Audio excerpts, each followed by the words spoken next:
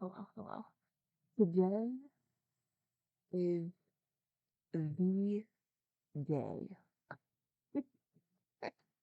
Today is the day we're finishing. I'm so excited. I forgot to grab a jacket. I was gonna grab one. It's a little chilly in this corner. No other place, but just in this corner. It is a party here. Hello, everyone. So good to see you all. Hello, hello. I'm so excited to get to the conclusion. We don't have that much to read. We have less than 40 pages, which is wild. It's wild. Look at this. That's it. That's it, my friends. And not all of this are things that are like part of the book. There's like notes in the back and stuff. So that's cool. Oh, I'm so excited. I might I don't see a jacket anywhere close. I was gonna say I might grab one really quick, but that's okay. Okay. How are we doing? It just seems so surreal because we've been reading this so many times, or like for so long. Like we started this book either at the end of March or the very beginning of April, and it's the end of June. Oh my gosh, Noodles, you never have to apologize. Never, never, never. Of course, you are always welcome here. Yeah, and I love when you're able to come. I don't know how we're gonna wrap everything up in 40 pages. I don't understand. I don't understand. I don't know. I don't know. I guess we'll have to see. We'll have to see. But before that, I have a friend who was getting rid of a bunch of books and they sent me pictures. And of course, I said yes. But I only took a couple. Okay? Only a couple. Exactly. It ends with, "It was all a dream." And fiend. Darby, hello. Good to see you. Okay, so the books that I grabbed, like mint condition, the first three volumes of Tokyo Ghoul, and I am so excited.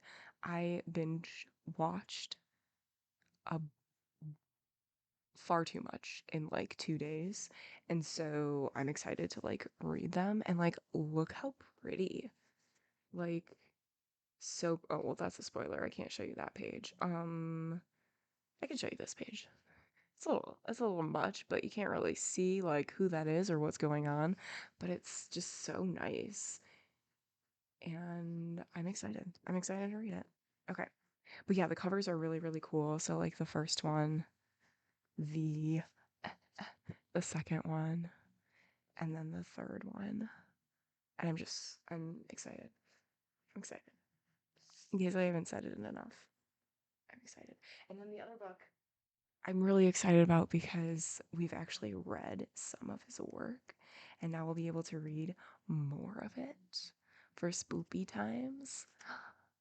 And that is The Telltale Heart and Other Writings by Edgar Allan Poe. So I'm really excited. It'll be great. I mean, we've read some, but there's other ones in here that we have not read. So we'll definitely be getting to some of that. I'm excited.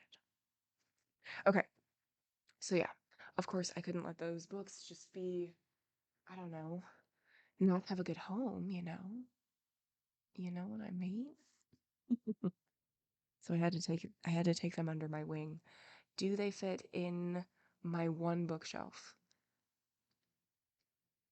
I am not going to answer that question. Move along, please. I probably should have more bookshelves, but if I get more bookshelves, then I'm just going to get more books. And I feel like if I have one bookshelf, at least I will think about it before I just acquire more books. So, Falcor, hello, good to see you. Hello, today's the day. We're doing it. We're finishing. We're finishing today. It's very exciting.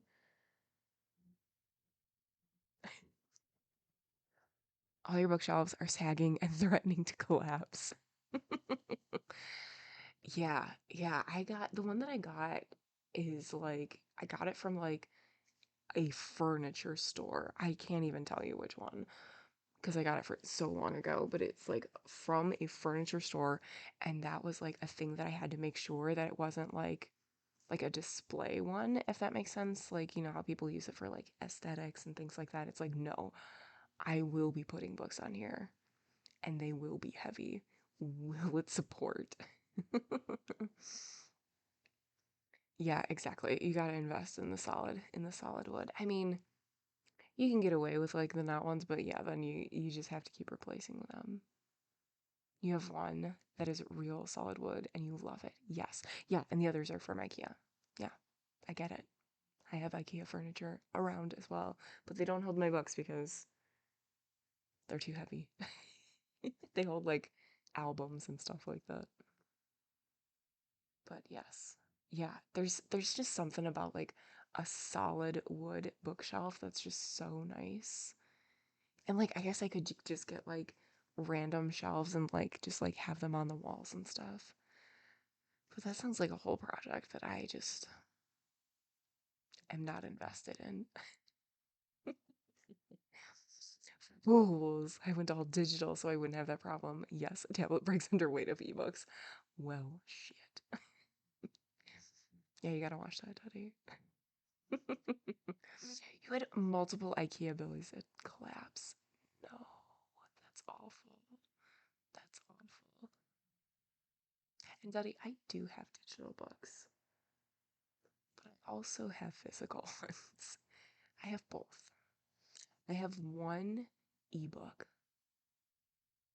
that I own that I've never listened to because I read the book. But it's like weird. It's an ebook of a graphic novel that's actually going to be becoming a show or movie. I don't remember which.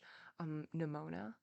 So I read the graphic novel, super enjoyed it, and then I was at like a library conference and they were like the voice actor was there, so I got to meet her and she's like super amazing and awesome, and they were giving out like signed copies of things, and like I got one of those. So I got an audiobook of a graphic novel, but by like one of my favorite voice actors. So that's pretty cool. I just haven't listened to it because I'm scared.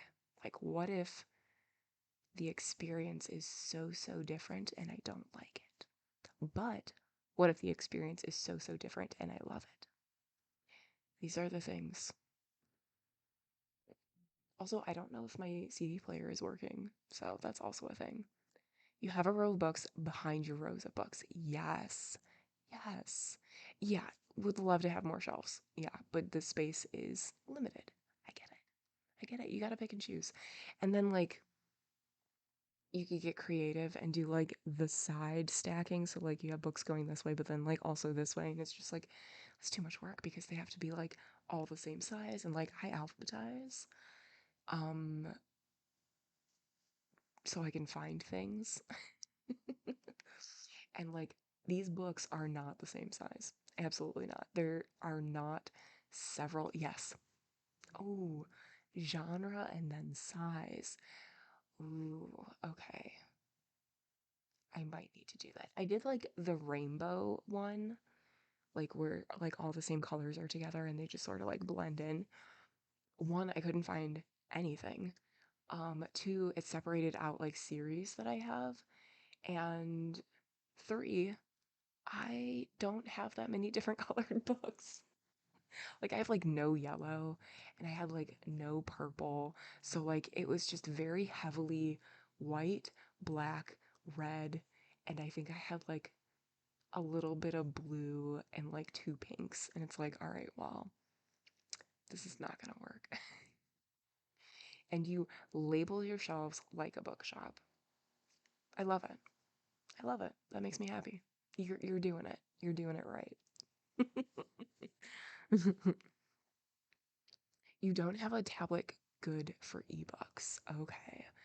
The one that I have um is a paperweight. Paperwhite. It's one of those, and I always say the wrong ones. It's a Kindle, and it does not like it doesn't have like all of the apps and stuff like a Kindle Fire or something like that. Um, and I really only use it if I'm getting stuff from the library, through like Libby or something, and then it'll just like sync up onto my tablet. Yeah. So, I mean, yeah, you just gotta know what you want. Like I knew that I wouldn't be like using all the apps and whatever. I'm not about that life, the app life. Although in food, I will never turn down an appetizer. I don't need a tablet. I got a Surface Pro, which I use as a laptop. Yeah, yeah, exactly, exactly. The separation is not there, but in your mind it is. I get it. I get it. Oof. Ooh, that was funky. I like moved like this, you saw it, and my back cracked in two different places. Just a little crunchy today. No big deal. We're fine. I promise. Okay, so I know I'm trying to like prolong this because, like, as excited as I am for the end of this, I'm also a little like, oh, it's over. It's ending. Have you ever done that where, like, you either have like a book that you super, super love and you're like, I don't really want to finish this, or a series and you don't read the last book because you're like, but then it's over and then I won't have any more of this. So yeah, that's why I'm going a little slow today. Not that I don't appreciate and love your company. You're helping distract me from the book hangover that is Don Quixote. The 940 pages that we read, have read, will read.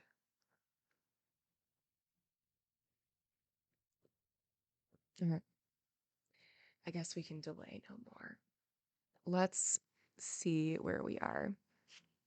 I feel like so much happened last time, and I don't remember any of it.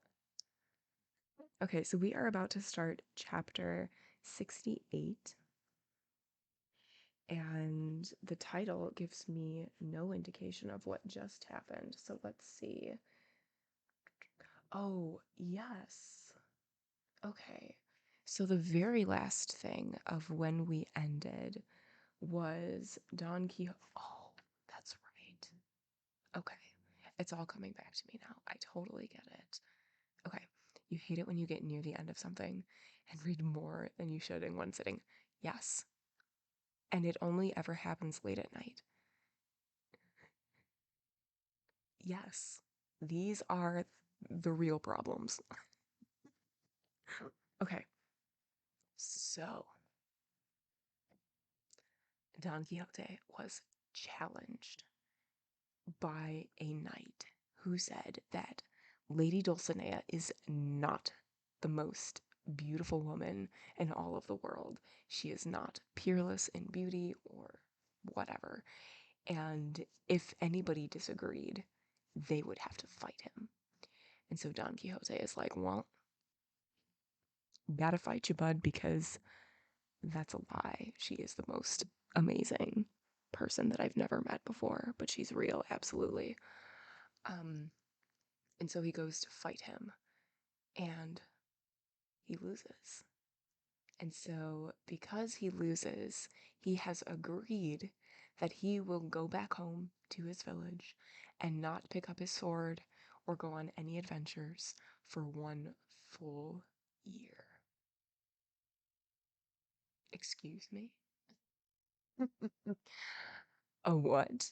So he lost and he's like, well, I guess I have to go home and not do this anymore. So they're going back and they run into the rich people who are pretending to be shepherds and shepherdesses and in like the wooded area. And Don Quixote is like, you know what? That's what we can do. We can just start new lives here. I will go by this name that I've just made up. You will go by this name that you've just made up. Please make up a name for your wife, and then Sancho like makes up this is what I remember. Sancho makes up a name for his wife Teresa, and the name is not nice. He like adds something to it to make it be like my plump wife or something like that, like the round Teresa or something. And these are the key points that I remember. Yeah, big Teresa. Exactly. Exactly. Sancho's taking that pilgrimage to Hawaii that he's been putting off. This is the time, you know? YOLO. Exactly. Oh my gosh. Imagine picking a hill. Of, yes. Yes. This is the hill. This is the one to literally die on. And that's where we left him. Was they were going to go and be shepherds with new names and just live the peaceful life. All right. Here we go. Chapter 68. Regarding the porcine adventure that befell Don Quixote. The night was somewhat dark, although the moon was in the sky, but not in a place where she could be seen. Perhaps the Lady Diana had taken a trip to the Antipodes and left the mountains black and the valleys dark. Don Quixote fulfilled his obligations to nature by sleeping his first sleep, but not giving way to his second, unlike Sancho, who never had a second sleep, because his sleep lasted from nightfall till morning, proving he had a strong constitution and few cares. And there's a note, yes, exactly, Falcor, yes. There's a note right after sleeping his first sleep, and it says in Spanish, primer sueño, or first sleep, is the equivalent of beauty sleep. That is, sleep before midnight, generally considered the most restful. Those of Don Quixote kept him awake until he woke Sancho and said, I am astounded, Sancho, at your carefree disposition. I imagine that you are made of marble or hard bronze, and that feeling or sentiment has no place in you. I keep vigil while you sleep. I weep while you sing. I swoon from fasting while you are lazy and sluggish from sheer satiety. It is in the nature of good servants to share the griefs of their masters, and to feel what they are feeling, if only for appearance's sake. Look at the serenity of this night and the solitude of this place, inviting us to mingle some wakefulness from our sleep.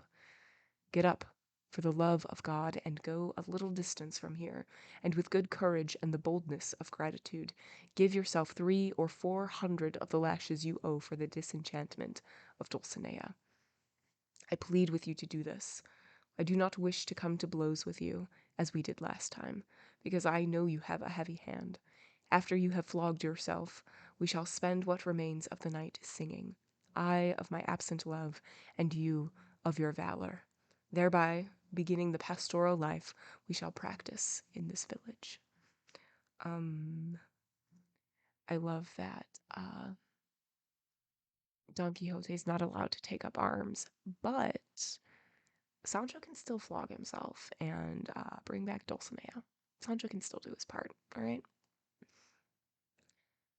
Senor, responded Sancho, I'm not a monk who wakes up in the middle of the night to discipline myself, and I also don't think anybody can feel the extreme pain of a whipping and then start singing music. Your Grace should let me sleep and stop pressing me about the lashes, or you'll force me to swear that I'll never even touch a thread of my tunic, let alone my flesh. Oh, unfeeling soul! Oh, pitiless squire! Oh, undeserved bread and unthinking favors that I have given to you and intend to give to you in the future. Because of me you found yourself a governor, and because of me you have hopes of becoming a count or receiving another equivalent title, and the fulfillment of those hopes will take no longer than the time it takes for this year to pass, for post tenebras spero lucem. Young Dark, hello. Thank you so much for the follow. And we have a note right after post tenebras speralusum, and it says, after the darkness, I hope for light. Cited by Martin de Ricoeur as Job 17:12, although in the King James Bible that line reads, they change the night into days. The light is short because of darkness. Perhaps more important than the biblical source is the fact that the phrase was the motto of the printer Juan de la Cuesta, and therefore appears on the frontispiece of the earliest editions of both parts of Don Quixote. Oh my gosh, thank you so much. My day is going great. I hope yours is as well. Much love back to you.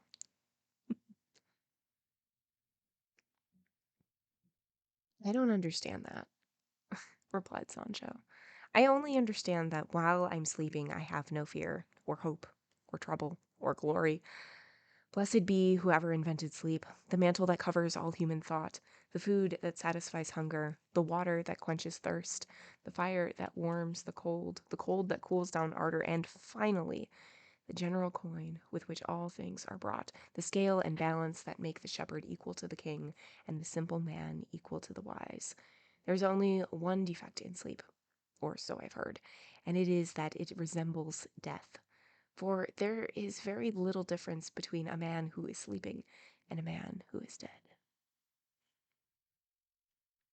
Is it Nas who says that sleep is the cousin of death? Has he been reading up on Sancho Panza's proverbs? Sleep is where I'm a Viking. Exactly, exactly. Crocodilia, hello, good to see you, good to see you. I have never heard you speak, Sancho, said Don Quixote, as elegantly as now, which leads me to recognize the truth of the proverb that you like to quote. It is not where you were born, but who your friends are, now that counts. Confound it, senor, replied Sancho. Now I'm not the one stringing proverbs together. They also drop two by two from your grace's mouth better than they do from mine. But between my proverbs and yours there must be this difference. Your graces come at the right time, while mine are out of place. But in fact, they're all proverbs. They were engaged in this conversation when they heard a deafening sound and a harsh noise that extended through all the valleys. Don Quixote rose to his feet and put his hand to his sword, and Sancho crouched under the gray, pulling the armor down on one side and his donkey's pack saddle down on the other, trembling from fear as much as Don Quixote trembled from excitement. Gradually the noise grew louder as it came closer to the two fearful men, to one of them, at least. As for the other, his courage is already well known. The fact is, at that early hour, some swine herds were taking more than 600 pigs to a fair to sell them, and the animals made so much noise grunting and snorting that it deafened Don Quixote and Sancho, who could not imagine what the sound could be. The large grunting herd came running in great haste and confusion, and without showing respect for the authority of either Don Quixote or Sancho. They ran over them both, destroying Sancho's stockade and knocking down not only Don Quixote, but Rocinante for good measure. The herd, the grunting, the speed with which the unclean animals ran past threw into the confusion and to the ground the pack saddle, the armor, the gray, Rocinante, Sancho, and Don Quixote. Sancho struggled to his feet and asked his master for his sword, saying that he wanted to kill half a dozen of those stout and discourteous pigs, for he had realized what they were. Don Quixote said, "Let them be, my friend, for this affront is chastisement for my sin, and heaven's just punishment is that a defeated knight-errant will be devoured by jackals and stung by wasps and trampled by pigs." Sleep and death were twin brothers in Greek mythology. All makes sense. Yeah, it totally makes sense. Definitely logical.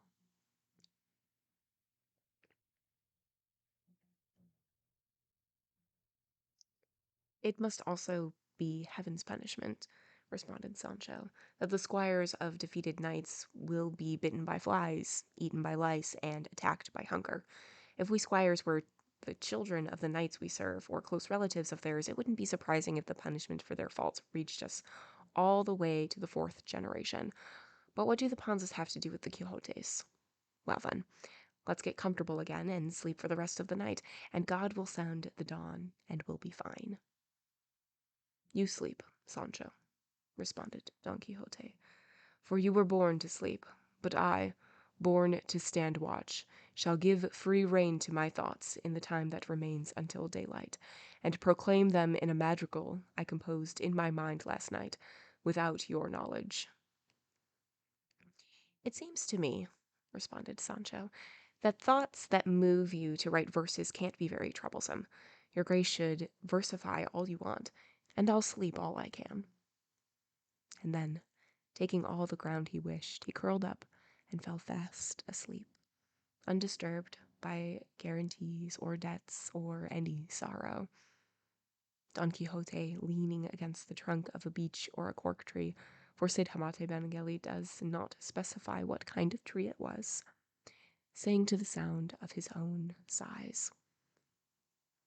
O love, when my thoughts turn to the suffering, dread and fierce you bring, I swiftly run towards death, hoping to end forever the pain I feel. But when I reach that place, the port in this rough ocean of my torment, I feel such joy and gladness that life grows strong and does not let me pass. And so my living kills me, and death insists and gives me back my life. Mine is a novel state. I go on living and constantly die. And there is a note right where we left off, and it says, the madrigal is a translation from the Italian of a poem by Pietro Bembo, 1470 to 1547. Each of these verses were accompanied by many sighs and no few tears, befitting one whose heart was pierced by the pain of defeat and the absence of Dulcinea. Then day arrived. The sun shone its rays into Sancho's eyes. He woke and stretched, shaking and extending his sluggish limbs. He looked at the destruction wreaked on his provisions by the pigs and cursed the herd, and even more than that. Finally, the pair resumed their journey, and as the afternoon drew to a close, they saw some 10 men on horseback and 4 or 5 men on foot coming towards them. Don Quixote's heart beat faster, and Sancho's was alarmed, because the men approaching carried lances and shields and seemed very warlike. Don Quixote turned to Sancho and said, "If I could wield my weapons, Sancho, and the promise I gave had not tied my arms, I would deem this group coming toward us as nothing more than mere child's play. But perhaps it is not what we fear." By then the men on horseback had reached them, and raised their lances, and not saying a word, they surrounded Don Quixote, and held their weapons to his back and chest, threatening him with death. One of those on foot brought his finger to his mouth and indicated silence, seized Rocinante's bridle, and led him off the road, the rest of the men on foot driving Sancho and the Grey before them, and maintaining the most astonishing silence, followed in the footsteps of those who had taken Don Quixote, who tried to ask 2 or 3 times where they were taking him or what they wanted.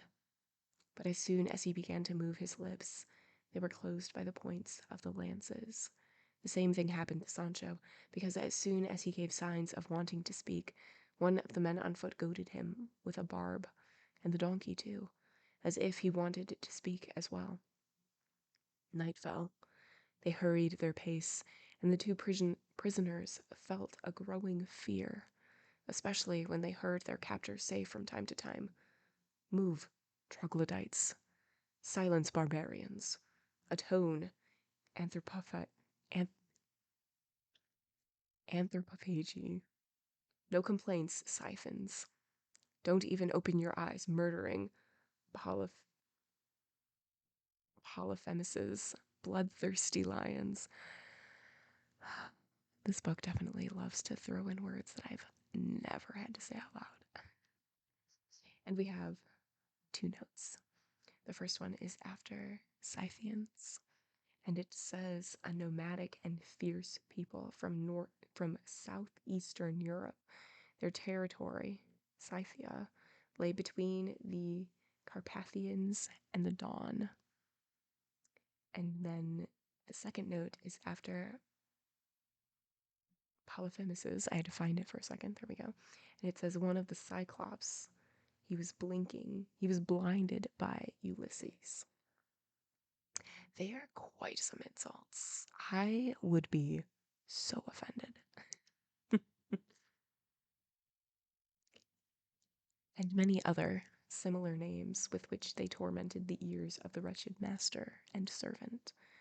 As Sancho walked, he said to himself, "They call us tortoise tykes, barbers and ant puffs, pollies that can be called like pissants. I don't like these names at all. It's an ill wind blowing on this pile of grain. All this wickedness comes down on us at once, like blows on a dog, and may it please God that what this misadventurous adventure threatens goes no further than blows." Don Quixote was dazed, unable to guess, no matter how he tried, the purpose of the insulting names, but certain, at least, that from those words nothing good could be hoped for, and a good deal of harm could be feared. And then, almost an hour after midnight, they arrived at what Don Quixote recognized as the castle of the Duke, where they had been only a short while before. "God save me," he said, as soon as he recognized the estate. "What can this mean? In this house all is courtesy and good manners, but for those who have been defeated, good becomes bad, and bad becomes even worse." They entered the principal courtyard of the castle, and they saw that it was adorned and decorated in a manner that increased their bewilderment and doubled their fear, as will be seen in the next chapter. All right, that's the end of that chapter. So they go to sleep, sort of, and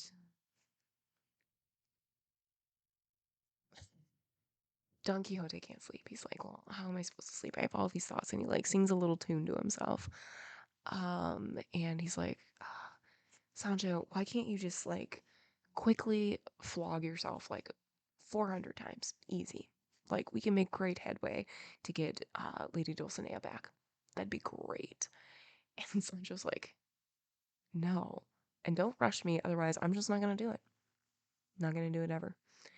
And so they sort of go to sleep, and there's this herd of pigs, tons of pigs. They just come, they ruin everything, and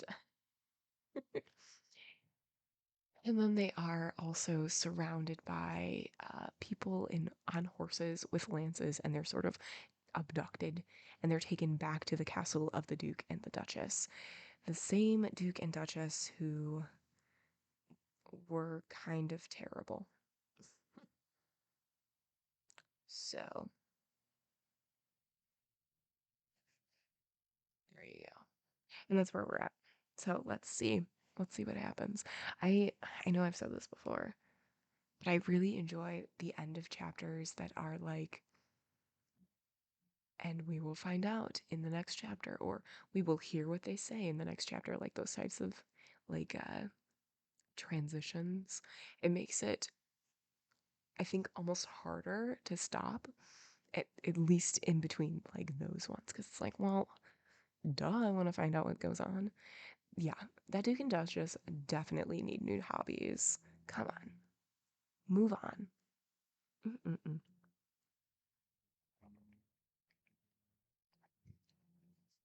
Okay,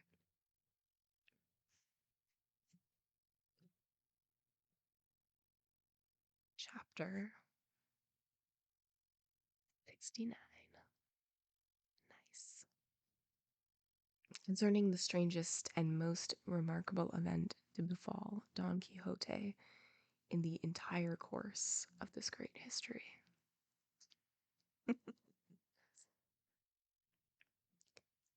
The horsemen dismounted, and together with those on foot, they seized Sancho and Don Quixote, lifted them up, and carried them into the courtyard, around which almost 100 torches set in sconces were burning.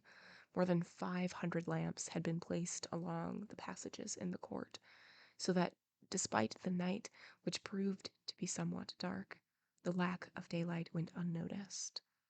In the middle of the courtyard, a catafalque rose some 2 varas off the ground, entirely covered by a very large canopy of black velvet.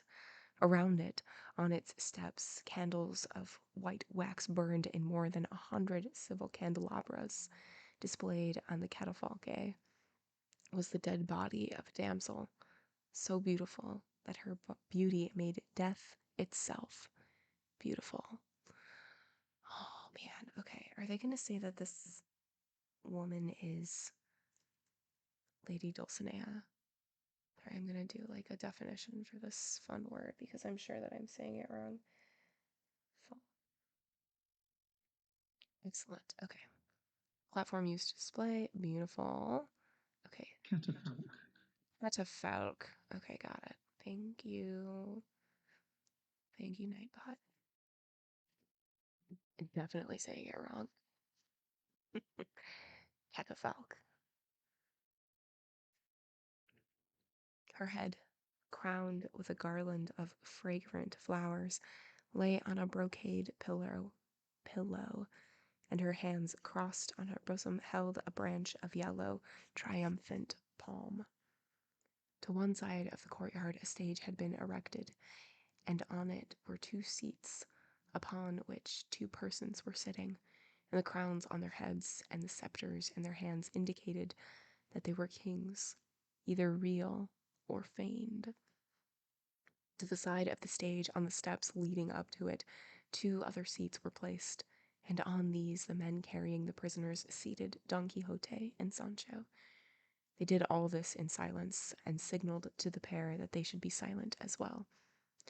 But even without the signals, they would have been silent because the astonishment they felt at what they were seeing had tied their tongues. Oh my gosh, immediately Honey Lemon adds catafalque to Will. It's a must. It's a must have.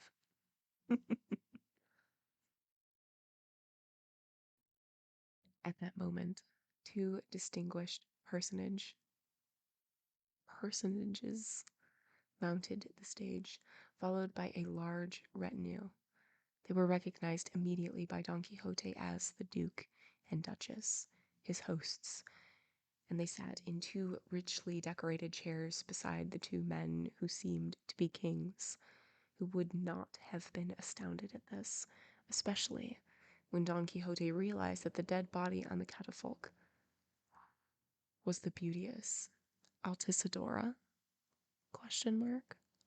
Oh no. Oh no, what has happened? As a reminder, Altisidora is one of the maidens of the Duke and Duchess who just fell head over heels, super in love, like obsessively in love with Don Quixote, and he was like, no, please stop. You are not Lady Dulcinea. My heart is only for Lady Dulcinea.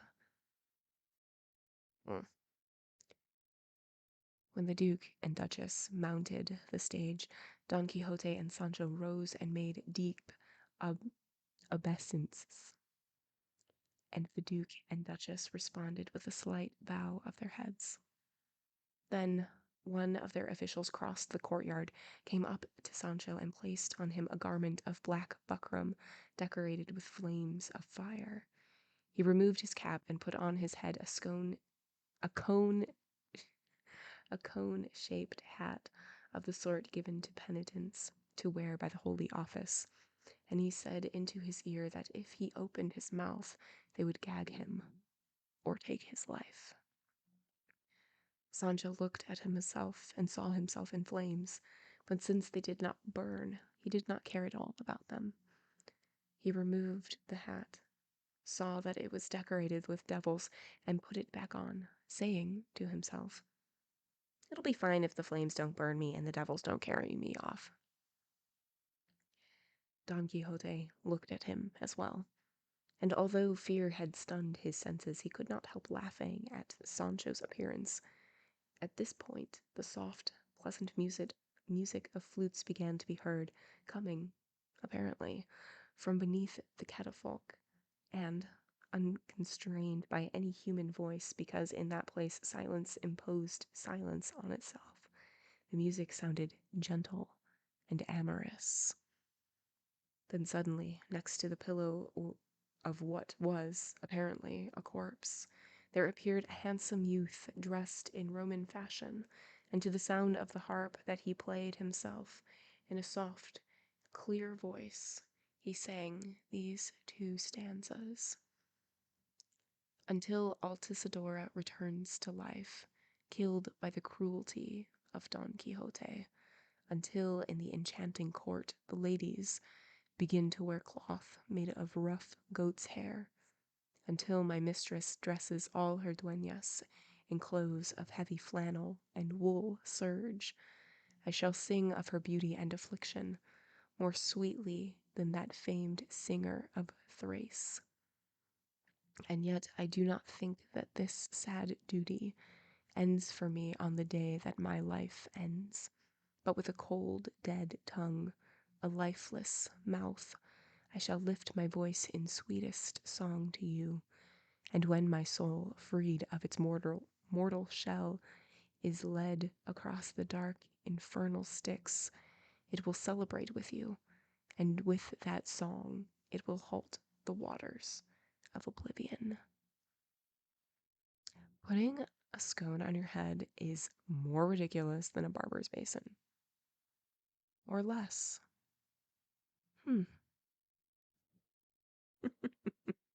These are the questions. These are the questions that need to be asked.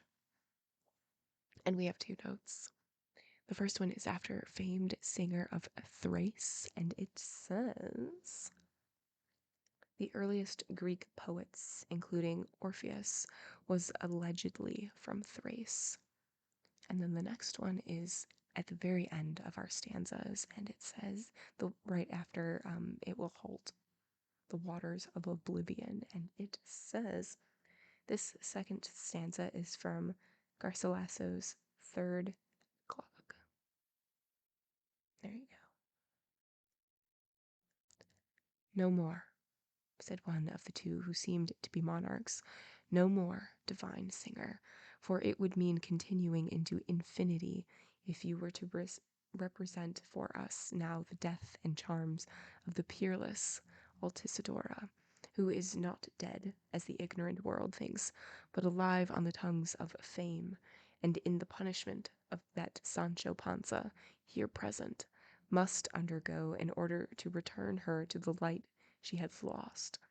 And so you, Rhadamanthus, who judges with me in the gloomy caverns of Dis, and who knows everything that has been determined by the inscrutable fates regarding the return of this maiden to life, speak and declare it now, so that the good we expect from her return to a new life is no longer delayed. Two more notes. The first one is after Rhadamanthus, and it says, with his brother Minos, he was a judge of the shades in Hades. And then the second one is after gloomy caverns of Dis, D-I-S, and it says, Martin de Ricoeur points out that the first edition had light rather than dite, so L-I-T-E instead of D-I-T-E, which is Spanish for dis, which he thinks resulted from some confusion with Leteo, or Lethe, L-E-T-H-E, the mythical river of oblivion. In any case, this is another name for Pluto, or Hades, the god of the underworld. As soon as Minos, judge and companion of Rhadamanthus, had spoken, Rhadamanthus rose to his feet and said, "Ho, officials of this house, both high and low, great and small, come one after the other and mark the face of Sancho with 24 slaps to the nose, and 12 pinches and 6 pinpricks on his arms and back, for the welfare of Altisidora depends on this ceremony." This is terrible. Keep in mind that the Duke and Duchess are also responsible for both Sancho and Don Quixote, thinking that if Sancho lashes himself like 3,000 times, that the enchantment of the peerless Dulcinea of Toboso will be reversed and she will be back into being her most beautiful self.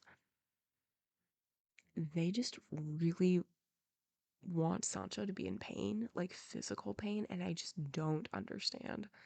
Like, this isn't funny. I don't understand what their deal is. It is really messed up.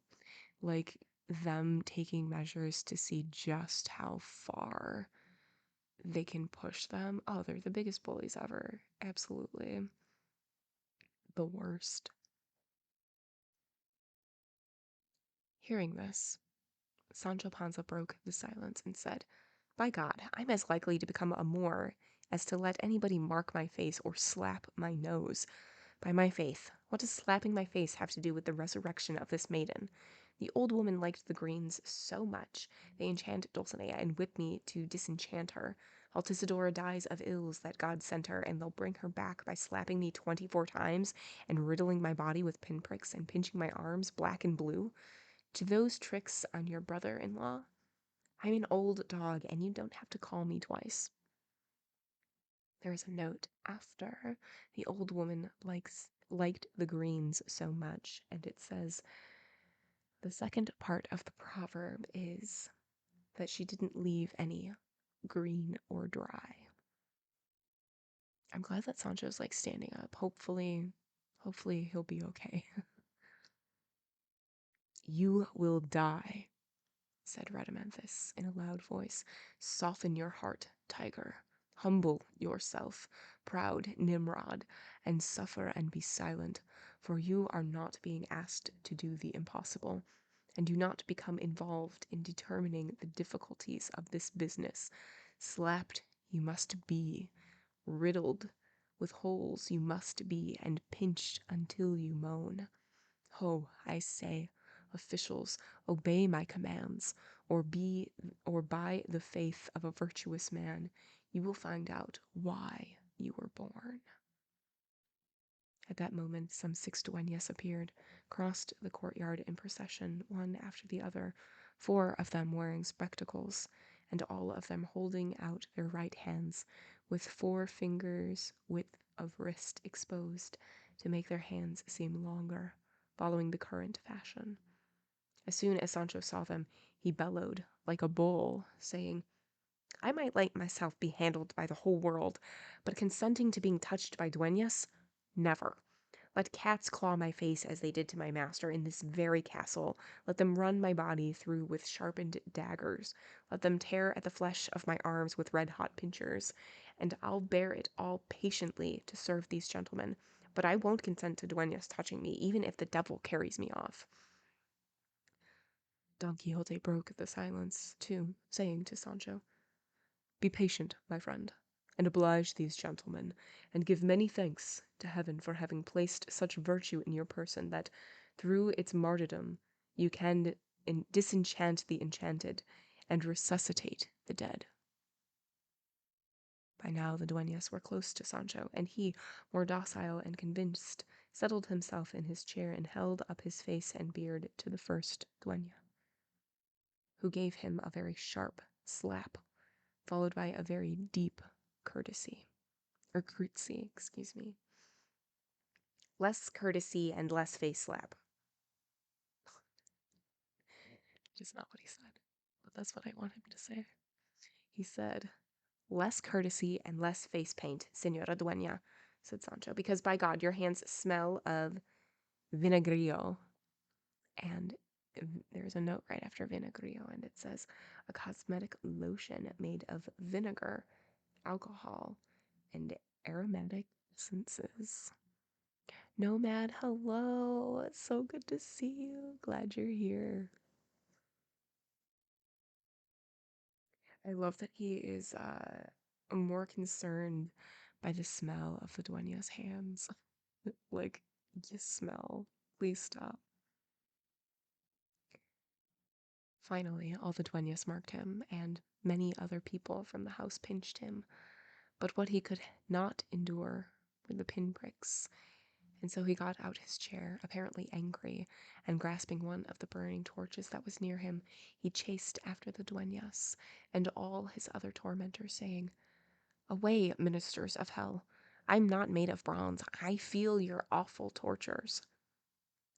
At this point, Altisidora, who must have been tired after spending so much time supine, turned to one side, and when the onlookers saw this, almost all of them cried out in unison, "Altisidora is alive! Altisidora is alive!" Rhadamanthus ordered Sancho to set aside his wrath, for their intended purpose had been achieved.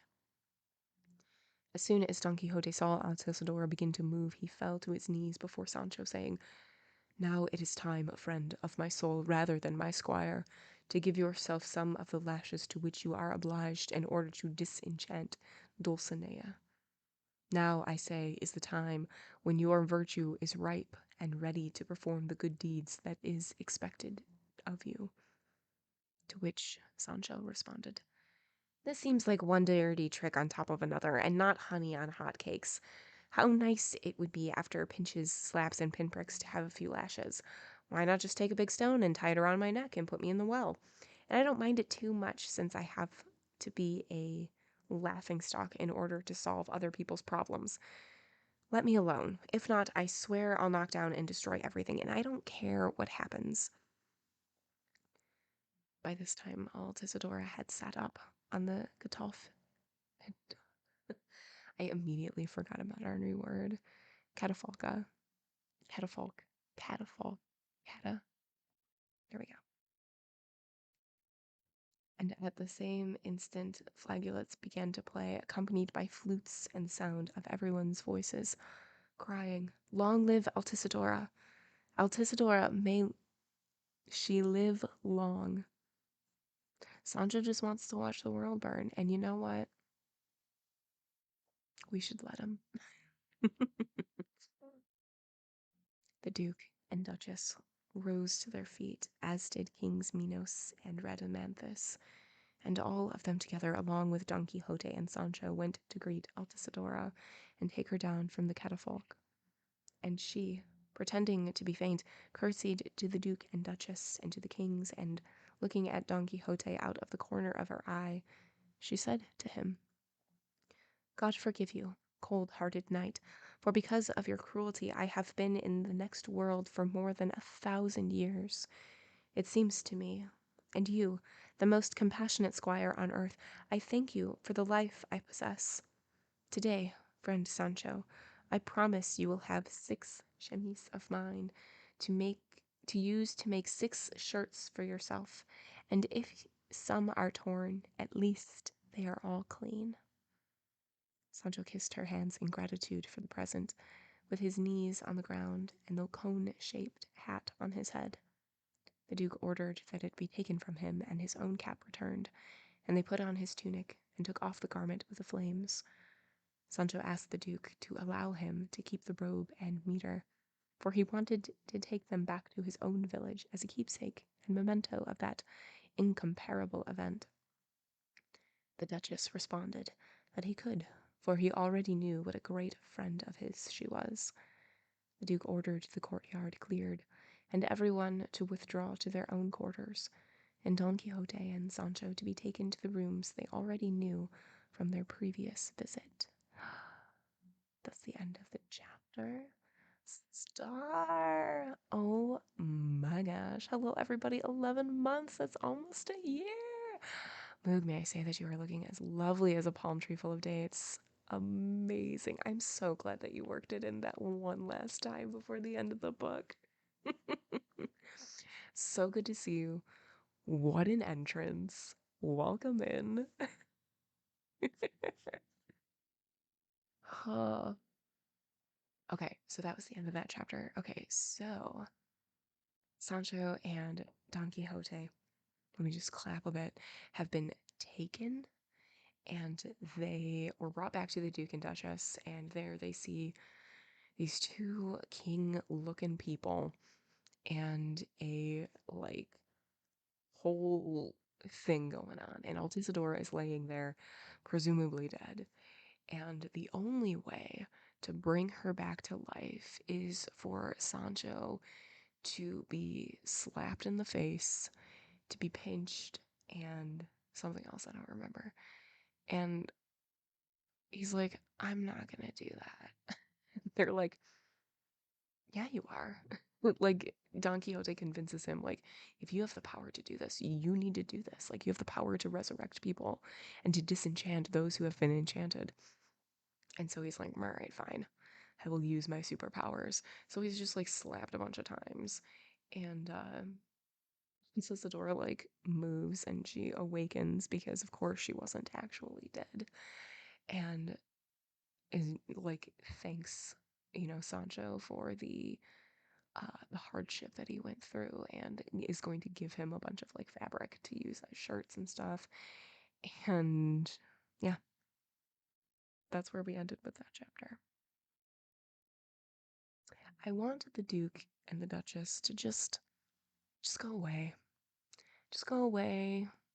Do something else. Go like start knitting, needle felting. I don't know. You need a hobby. You need a hobby.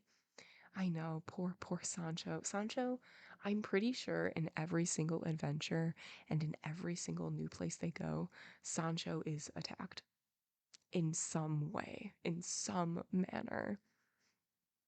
We just didn't realize that the blanket probably would have been the least amount of hardship that he would go through. That was a big sip. Okay. He could just go home to his wife and children, I guess. I guess that's an option.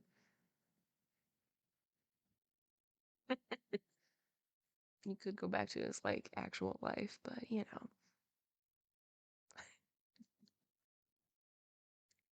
to Big Teresa. Exactly. Exactly.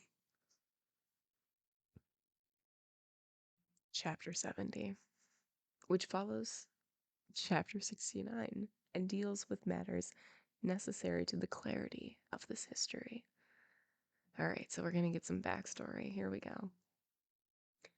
That night, Sancho slept on a low, small bed in the same room as Don Quixote, something that Sancho would have avoided if he could, because he knew very well that with all his questions and answers, his master would not let him sleep, and he was not inclined to speak a great deal because the pains of this recent torments were very present and had done nothing to loosen his tongue, and he would have preferred to sleep in a hovel alone than in that rich chamber in the company of another. What he feared was so real, and what he suspected so true, that as soon as his master climbed into his bed, he heard his master say, "What do you think, Sancho, of what happened tonight? Great and powerful is the strength of love scorned, for with your own eyes you saw Altisidora dead. Not by arrows or sword of any other instrument of war, or by deadly poison, but because of the harshness and disdain with which I have always treated her. She was welcome to die as much as she wanted and however she wanted," responded Sancho, "and to leave me alone, because I never fell in love with her or scorned her in my life. As I've said before, I don't know how it can be that Altisidora's well-being, a maiden who's more willful than wise, has anything to do with the sufferings of Sancho Panza. Now, at last, I see clearly and distinctly that there are enchanters and enchantments in the world, and may God save me from them, because I don't know how to save myself. Even so, I beg your grace to let me sleep and not ask me anything else, unless you want me to throw myself out the window." "Then sleep, Sancho, my friend," responded Don Quixote. "If the pinpricks and pinches and slaps you have received allow you to sleep." "No pain," replied Sancho, "was as great an insult as the slaps, simply because they were given to me by dueñas. Confound them. And again, I beg your grace to let me sleep, because it relieves the miseries we feel when we're awake." "Then sleep," said Don Quixote, "and God be with you." Both of them fell asleep, and during this time Cid Hamete, author of this great history, wished to write and give an account of what moved the Duke and Duchess to devise the elaborate scheme that has just been narrated. He says that bachelor Sansón Carrasco, not having forgotten when the King of the Mirrors was vanquished and overthrown by Don Quixote, a defeat and a fall that ruined and destroyed all his plans, wanted to try his hand again, hoping for better success than before, and so, learning from the page who carried the letter and gift to Teresa Panza, Sancho's wife, where Don Quixote was, he found new arms and another horse, and on his shield he put the white moon, and had all of it carried by a mule led by a peasant, and not Tomé Cecial, his former squire, so that he would not be recognized by Sancho or Don Quixote. And so he came to the castle of the Duke, who informed him of the direction and route Don Quixote had taken, and of his intention to appear at the jousts at Zaragoza.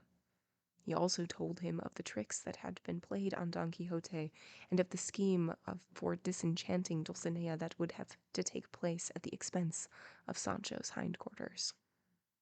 Finally, he recounted the trick that Sancho had played on his master, leading him to believe that Dulcinea had been enchanted and transformed into a peasant girl, and how his wife, the Duchess, led Sancho to believe that he was the one deceived because Dulcinea really was enchanted. The bachelor laughed a good deal and marveled at how, as he considered Sancho's shrewdness and simplicity, and the extremes of Don Quixote's madness. The Duke asked if he found Don Quixote, and regardless of whether he defeated him or not, that he return and tell him what had occurred. The bachelor agreed, and set out to look for him. He did not find him in Zaragoza, and continued on his way. And what has already been related happened to him. He returned to the castle of the Duke and told him everything, including the conditions of their combat, and he said that Don Quixote was already returning home to keep, like a good knight-errant, his promise to withdraw to his village for a year, in which time it might be, said the bachelor, that his madness would be cured, for this was the purpose that had moved him to assume those disguises, since it was a sad thing for a gentleman as intelligent as Don Quixote to be mad. With this, he took his leave of the Duke and returned to his village, and waited there for Don Quixote, who was riding behind him. This gave the Duke the opportunity to arrange the deception. Such was the pleasure he derived from matters concerning Sancho and Don Quixote. He sent out many of his servants on foot and on horseback to search roads close to and far from the castle, all the ones he imagined Don Quixote might use to return home, so that either willingly or by force they could bring him back to the castle if they found him. They did find him, and they so informed the Duke, who had already arranged what was to be done, and as soon as he had been informed of their arrival, he ordered the torches lit and the lamps placed in their courtyard, and Altisidora to climb the catafalque, and all the devices that have been recounted performed so vividly and realistically that there was very little difference between him and the truth. Sorry if that was loud. Okay.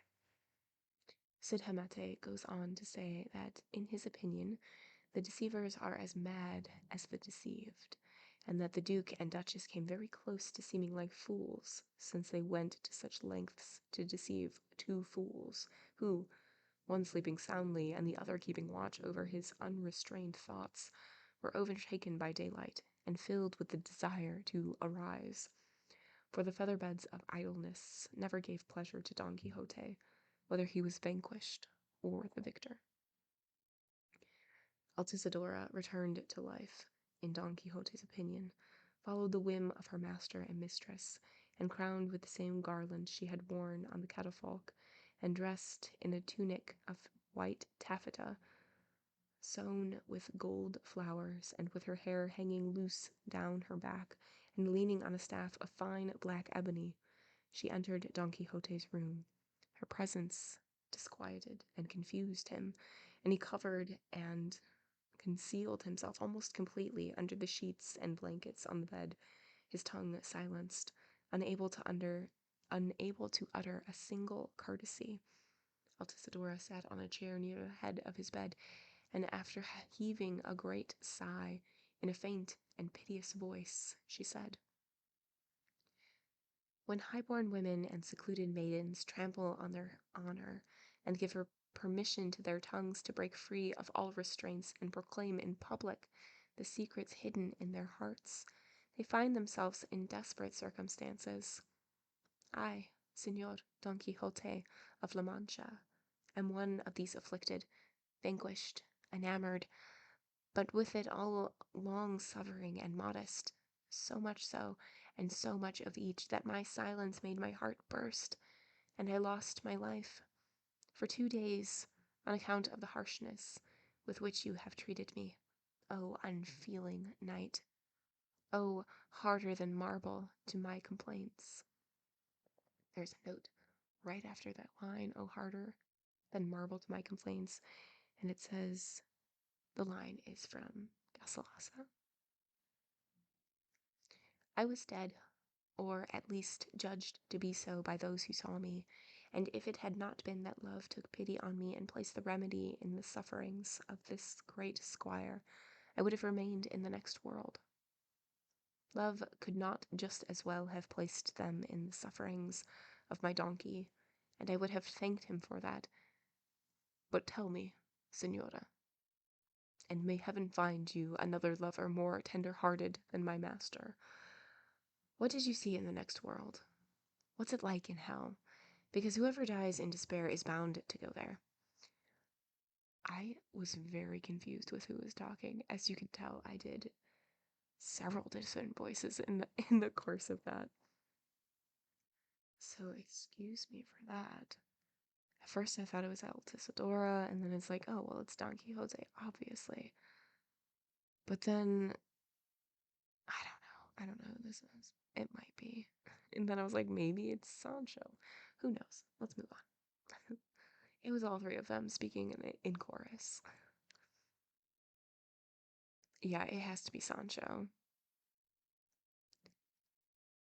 "To tell the truth," responded Altisidora, "I probably didn't die completely because I didn't enter hell, and if I had, I really couldn't have left, even if I wanted to.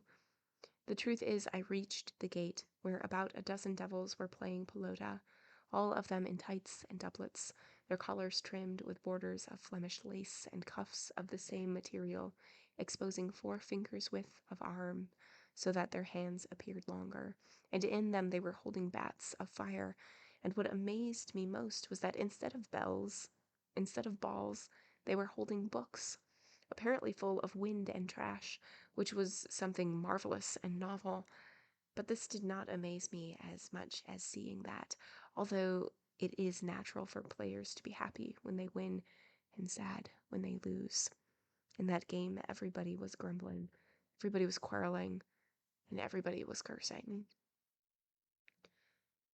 "That's not surprising," responded Sancho, "because devils, whether they play or not, can never be happy, whether they win or not."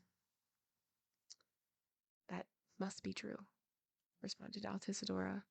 "But there's something else that also surprised me then, and it was that at the first volley there wasn't a ball left to play that was in condition to be used again, and so they went through books, new and old, which was a remarkable thing to see. One of them, brand new and nicely bound, was hit so hard that its innards spilled out and its pages were scattered. One devil said to another, "See what book that is?" And the other devil responded, "This is the second part of the history of Don Quixote of La Mancha, composed not by Cid Hamete, its first author, but by an Aragonese who is, he says, a native of Tordesillas." "Take it away from here," responded the other devil, "and throw it into a pit of hell so that my eyes never see it again."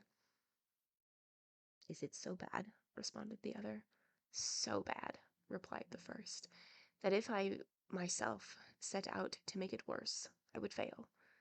And they continued with their game, hitting other books, and I, because I had heard the name of Don Quixote, whom I love and adore so passionately, did my best to keep this vision in my memory.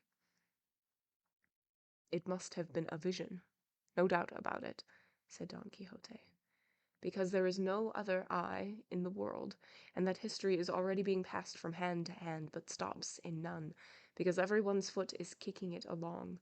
I have not been perturbed to hear that I wander like a shadow in the darkness of the abyss, or in the light of the world, because I am not the one told about in that history. If it is good, faithful, and true, it will have centuries of life, but if it is bad, the road will not be long before its birth and its grave." Altisidora was going to continue her complaints about Don Quixote when the knight said to her, "As I have often told you, Señora, I am grieved that you have turned your thoughts on me, for they can sooner be thanked than remedied by mine. I was born to belong to Dulcinea of Toboso, and the fates, if there are any, have dedicated me to her, and to think that any other beauty can occupy the place she has in my soul is to think the impossible. This is sufficient discouragement for you to withdraw inside the borders of your modesty, for no one can be obliged to do the impossible." Hearing which, Altisidora, showing signs of anger and vexation, said, "Good Lord, Don Codfish, with a soul of metal, like the pit of a date, harder and more stubborn than a peasant who has his mind set on something. If I get near you, I'll scratch out your eyes. Do you think by any chance, Don defeated, Don battered, that I died for you? Everything you saw tonight was pretense. I'm not the kind of woman who would let herself suffer as much as the dirt under her fingernail, much less die on account of nonsense like that." "I believe it," said Sancho, "because all this about lovers dying makes me laugh. They can say it easily enough, but doing it is a story only Judas would believe." While they were having this conversation, the musician, singer, and poet, who had sung the 2 stanzas already described, came in, and making a deep bow to Don Quixote, he said, "Señor Knight, your grace should consider and count me in the number of your greatest admirers, for I have been devoted to you for some time now, as much for your fame as for your exploits." Don Quixote responded, "Your grace should tell me who you are, so that my courtesy may respond to your merits." The youth responded that he was a musician of the previous night. "Certainly," replied Don Quixote, "your grace has an excellent voice, but what you sang did not seem very appropriate to me. What do stanzas by Garcilaso have to do with the death of this lady?" "Your grace should not be surprised at that," responded the musician, "for among the untutored poets of our day the custom is for each to write however he wishes, and steal from whomever he wishes, regardless of whether or not it suits his intention. And there is no foolishness, either sung or written, that is not attributed to poetic license." Don Quixote wished to respond, but was prevented by doing so by the Duke and Duchess, who came in to see him, and they had a long and pleasant conversation in which Sancho said so many amusing things and so many clever things that the Duke and Duchess were once again astounded by his simplicity and his shrewdness. Don Quixote asked them to give him permission to depart that very day, because it was more seemly for defeated knights like him to sleep in pigsties rather than in royal palaces. They gave it willingly, and the Duchess asked if Altisidora remained in her good graces. He responded, Signora, your ladyship should know that all of the problems afflicting this maiden are born of idleness, and the remedy lies in honest and constant labor. She has told me that they use lace trimmings in hell, and since she must know how to make them, she should never let them out of her hands. If she is occupied in moving the bobbins, the image or images of what she desires will not move through her imagination. And this is the truth. This is my opinion, and this is my advice. And mine, added Sancho, for I've never seen in all my life a lace maker who's died for love. Maidens who are occupied think more about finishing their tasks than about love. At least that's true for me, because when I'm busy digging, I never think about my better half. I mean, my Teresa Panza, and I love her more than my eyelashes.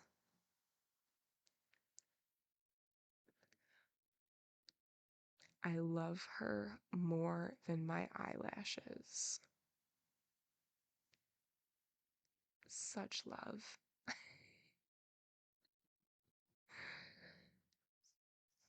Well said, Sancho, said the Duchess, and from now on I shall keep my Altisidora busy doing needlework, which she does extremely well. There's no reason, Senora, responded Altisidora, to make use of this remedy, for consideration of the cruelties this wicked vagrant has inflicted on me will wipe him from my memory with no need for other measures. And with the permission of your highness, I should like to leave now in order not to have before my eyes not only this sorrowful face, but this hideous and hateful features.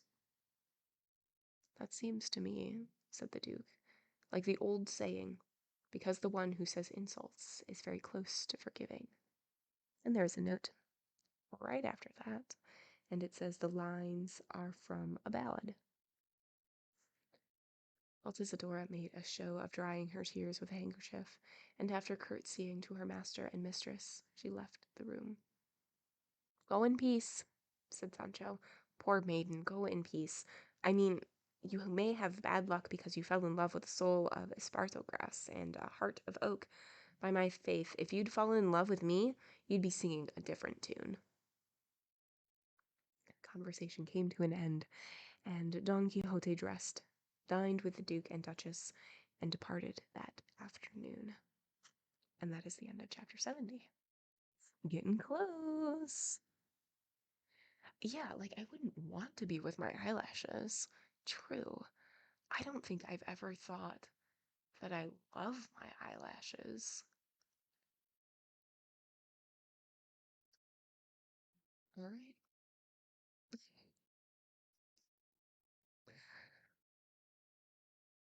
He is so good, and combined with Moog's lovely reading, perfection. Can you imagine life without your eyelashes? No. I think if I didn't have eyelashes, I would just wear falsies all the time.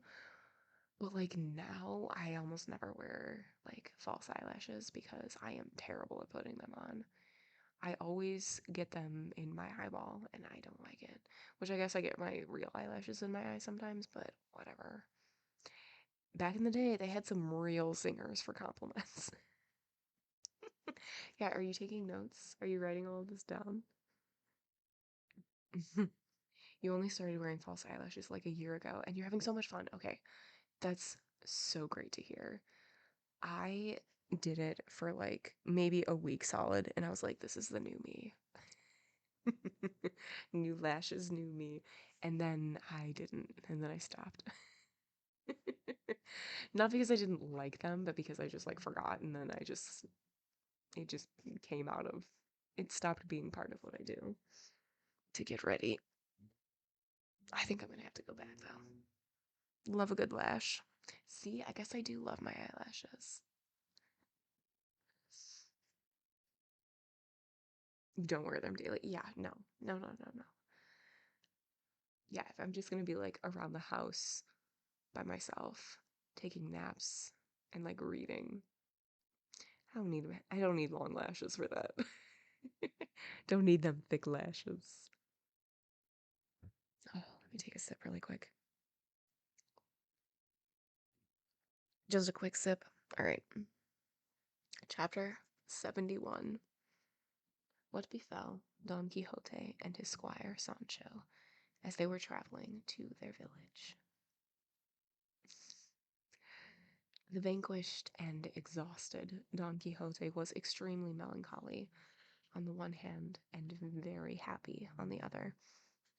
His sadness was caused by his defeat, and his happiness by his consideration of Sancho's virtue, and how it had been demonstrated in the resurrection of Altisidora, even though he had felt certain reservations when he persuaded himself that the enamored maiden had in fact been dead. Sancho was not at all happy, because it made him sad to see that Altisidora had not kept her promise to give him the chemises. And going back and forth over this, he said to his master, "The truth is, senor, that I'm the most unfortunate doctor one could find anywhere in the world, where a physician can kill the sick person he's treating and wants to be paid for his work, which is nothing but signing a piece of paper for some medicines that are made not by him, but by the apothecary, and that's the whole swindle. But when other people's well-being costs me drops of blood, slaps, pinches, pinpricks, and lashes, they don't give me an ardite. Well, I swear that if they bring me another patient before I cure anybody, they'll have to grease my palm, because if the abbot sings, he eats his supper, and I don't want to believe that heaven gave me this virtue to use for others at no charge." Now he's thinking. "You are right, Sancho, my friend," responded Don Quixote, "and it was very wrong of Altisidora not to give you the chemises she promised, although your virtue is gratis data, and has not cost you any study at all, for suffering torments on your person is more than study." And there's a note right after gratis data, and it says Latin for given free of charge.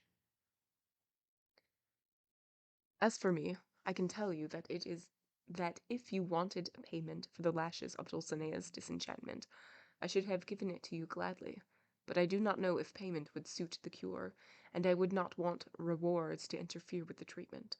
Even so, it seems to me that nothing would be lost if we tried it. Decide, Sancho, how much you want, and then flog yourself, and pay yourself in cash, and by your own hand, for you are carrying my money."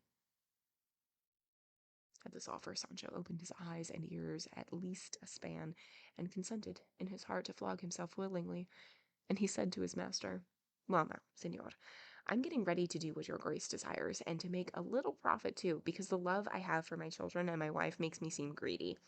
Tell me, your grace, how much will you pay me for each lash I give myself?"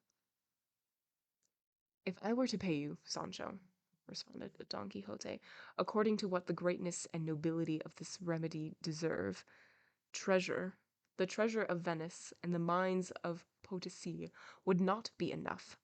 Estimate how much of my money you are carrying, and then set a price for each lash." "The lashes," responded Sancho, "amount to 3,300 and a few. Of those I have given myself 5. That leaves the rest. Let the 5 count as those few, and we come to the 3,300, which add a quartillo each, and I won't do it for less than if the whole world ordered me to. Come to 3,300 quartillos, and that 3,000 comes to 1,500 half reales, and that's 750 reales, and 300 comes to 150 reales, which is 75 reales, and add that to the 750, it comes to a total of 825 reales. I'll take that out of your grace's money, and I'll walk into my house a rich and happy man, though badly whipped because trout aren't caught. And that's all I have to say." And there's a note right after, because trout aren't caught, and it says, "The rest of the proverb is with a bare line." Who knew that Sancho was such a mathematician? Amazing math just done right on the spot. "Oh, blessed Sancho! Oh, kind and courteous Sancho!" responded Don Quixote. Dulcinea and I shall be obliged to serve you for all the days of life that heaven grants us. If she returns to the state that was lost, and it is impossible that she will not, her misfortune will have been fortune, and my defeat a glorious triumph. Decide, Sancho, when you want to begin the flogging. If you do it soon, I shall add another 100 reales. When? Replied Sancho. Tonight, without fail. Your grace should arrange for us to spend it in the countryside, out of doors, and I'll lay open my flesh. Night fell, anticipated by Don Quixote with the deepest longing in the world, for it seemed to him that the wheels of Apollo's carriage had broken, and that the day lasted longer than usual, which is what lovers generally feel, for they can never account for their desire. And we have a note after Apollo's carriage, and it says the sun in Greek mythology. At last they entered a pleasant wood, a short distance from the road, and leaving Rocinante's saddle and the Grey's pack saddle unoccupied, they lay on the green grass and ate their supper from Sancho's provisions. Then, making a powerful and flexible whip from the donkey's halter and headstall, Sancho withdrew some 20 paces from his master into a stand of beeches. Don Quixote, who saw him go with boldness and spirit, said, "Be careful, my friend, not to tear yourself to pieces. Pause between lashes. Do not try to race so quickly that you lose your breath in the middle of the course. I mean, you should not hit yourself so hard that you lose your life before you reach the desired number. And to keep you from losing by a card too many or too few, I shall stand to one side and count the lashes you administer on my rosary. May heaven favor you as your good intentions deserve." "A man who pays his debts doesn't care about guarantees," responded Sancho. "I plan to lash myself so that it hurts, but doesn't kill me. That must be the point of this miracle." Then he stripped down to his waist, and seizing the whip he had fashioned, he began to flog himself, and Don Quixote began to count the lashes. Sancho must have given himself 6 or 8 lashes when the joke began to seem onerous, and the price very low, and he stopped for a while and said to his master that he withdrew from the contract because each of those lashes should be worth a half real, not a quartillo. "Continue, Sancho, my friend, and do not lose heart," said Don Quixote, "for I shall double the stakes on the price." "In that case," said Sancho, "let it be in God's hands, and rain down the lashes." But the crafty scoundrel stopped lashing his back and began to whip the trees, from time to time heaving sighs that seemed to be torn from his heart. Don Quixote's was tender, and fearing that Sancho might end his life, and because of that imprudence not achieve the knight's desire, he said, "On your life, friend, let the matter stop here, for this remedy seems very harsh to me, and it would be a good idea to take more time. Zamora was not won in an hour. You have given yourself more than 1,000 lashes, if I have counted correctly. That is enough for now, for the donkey, speaking coarsely, will endure the load, but not an extra load." "No, no, señor," responded Sancho. "Let no one say of me, money was paid, and his arms grew weak. Your grace should move a little farther away, and let me give myself another 1,000 lashes at least. 2 more rounds of these, and we'll finish the game, and even have something left over." "Since you are so well disposed," said Don Quixote, "then may heaven help you. Go on with your whipping, and I shall move away." Sancho returned to his task with so much enthusiasm that he had soon stripped the bark from a number of trees, such was the rigor with which he flogged himself. And once, raising his voice as he administered a furious blow to a beech, he said, "Here you will die, Samson, and all those with you." Don Quixote immediately hurried to the sound of the doleful voice and the pitiless flogging, and seizing the twisted halter that served as a whip, he said to Sancho, "Fate must not allow, Sancho, my friend, that in order to please me you lose your life, which must serve to support your wife and children. Let Dulcinea wait for another occasion, and I shall keep myself within the bonds of proximate hope, waiting for you to gain new strength, so that this matter may be concluded to everyone's satisfaction." Señor, since that is your grace's wish, may it be for the best, and toss your cape over my shoulders, because I'm sweating and don't want to catch a chill. New penitents run that risk. Don Quixote did so, and in his shirt sleeves he covered Sancho, who slept until he was awakened by the sun, and then they continued their journey, which they brought to a halt, for the time being, in a village 3 leagues away. They dismounted at an inn, which Don Quixote took to be an inn and not a castle, with a deep moat, towers, portcullises, and drawbridges, for after he was defeated he thought with sunder judgment about everything, as will be recounted now. He was lodged in a room on the ground floor, and hanging on its walls were the kind of old painted tapestries still used in villages. On one of them was painted, very badly, the abduction of Helen. At the moment the audacious guest stole her away from Menelaus, and the other showed the history of Dido and Aeneas. She stood on a high tower and signaled with a large cloth to her fugitive guest, who fled by sea on a frigate or brigantine. And we have a note, and it is after Menelaus. There we go. And it says the reference is to Paris abducting Helen, who was married to Menelaus. This incident sparked the Trojan War. He noted in the 2 histories that Helen did not go very unwillingly, for she was laughing, slyly and cunningly.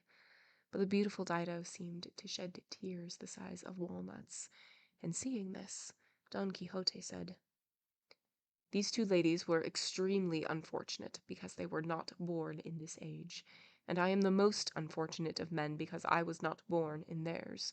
If I had encountered these gentlemen, Troy would not have been burned, or Carthage destroyed, for simply by my killing Paris, so many misfortunes would have been avoided." And there is a note right where we left off, and it says, in Virgil's recounting of the legend, Dido, the founder of Carthage, had a love affair with Aeneas, a hero of the Trojan War, and the founder of Rome. When he abandoned Dido, she killed herself on a funeral pyre.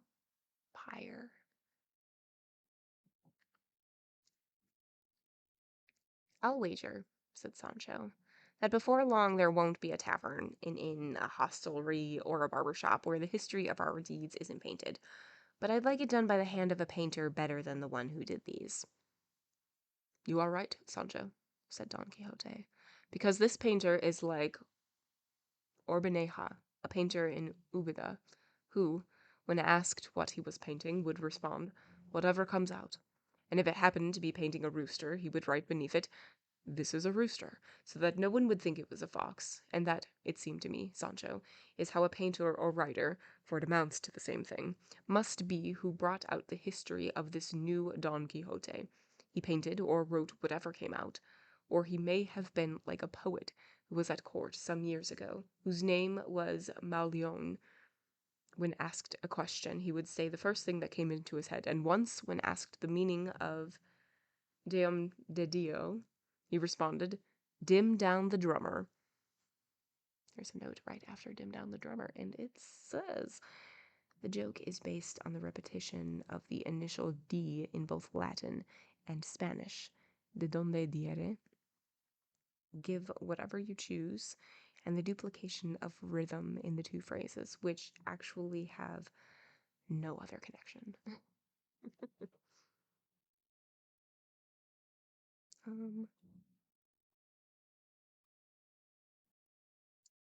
But leaving that aside, tell me, Sancho, if you intend to administer another set of lashes tonight, and if you wish it to take place under a roof or out of doors.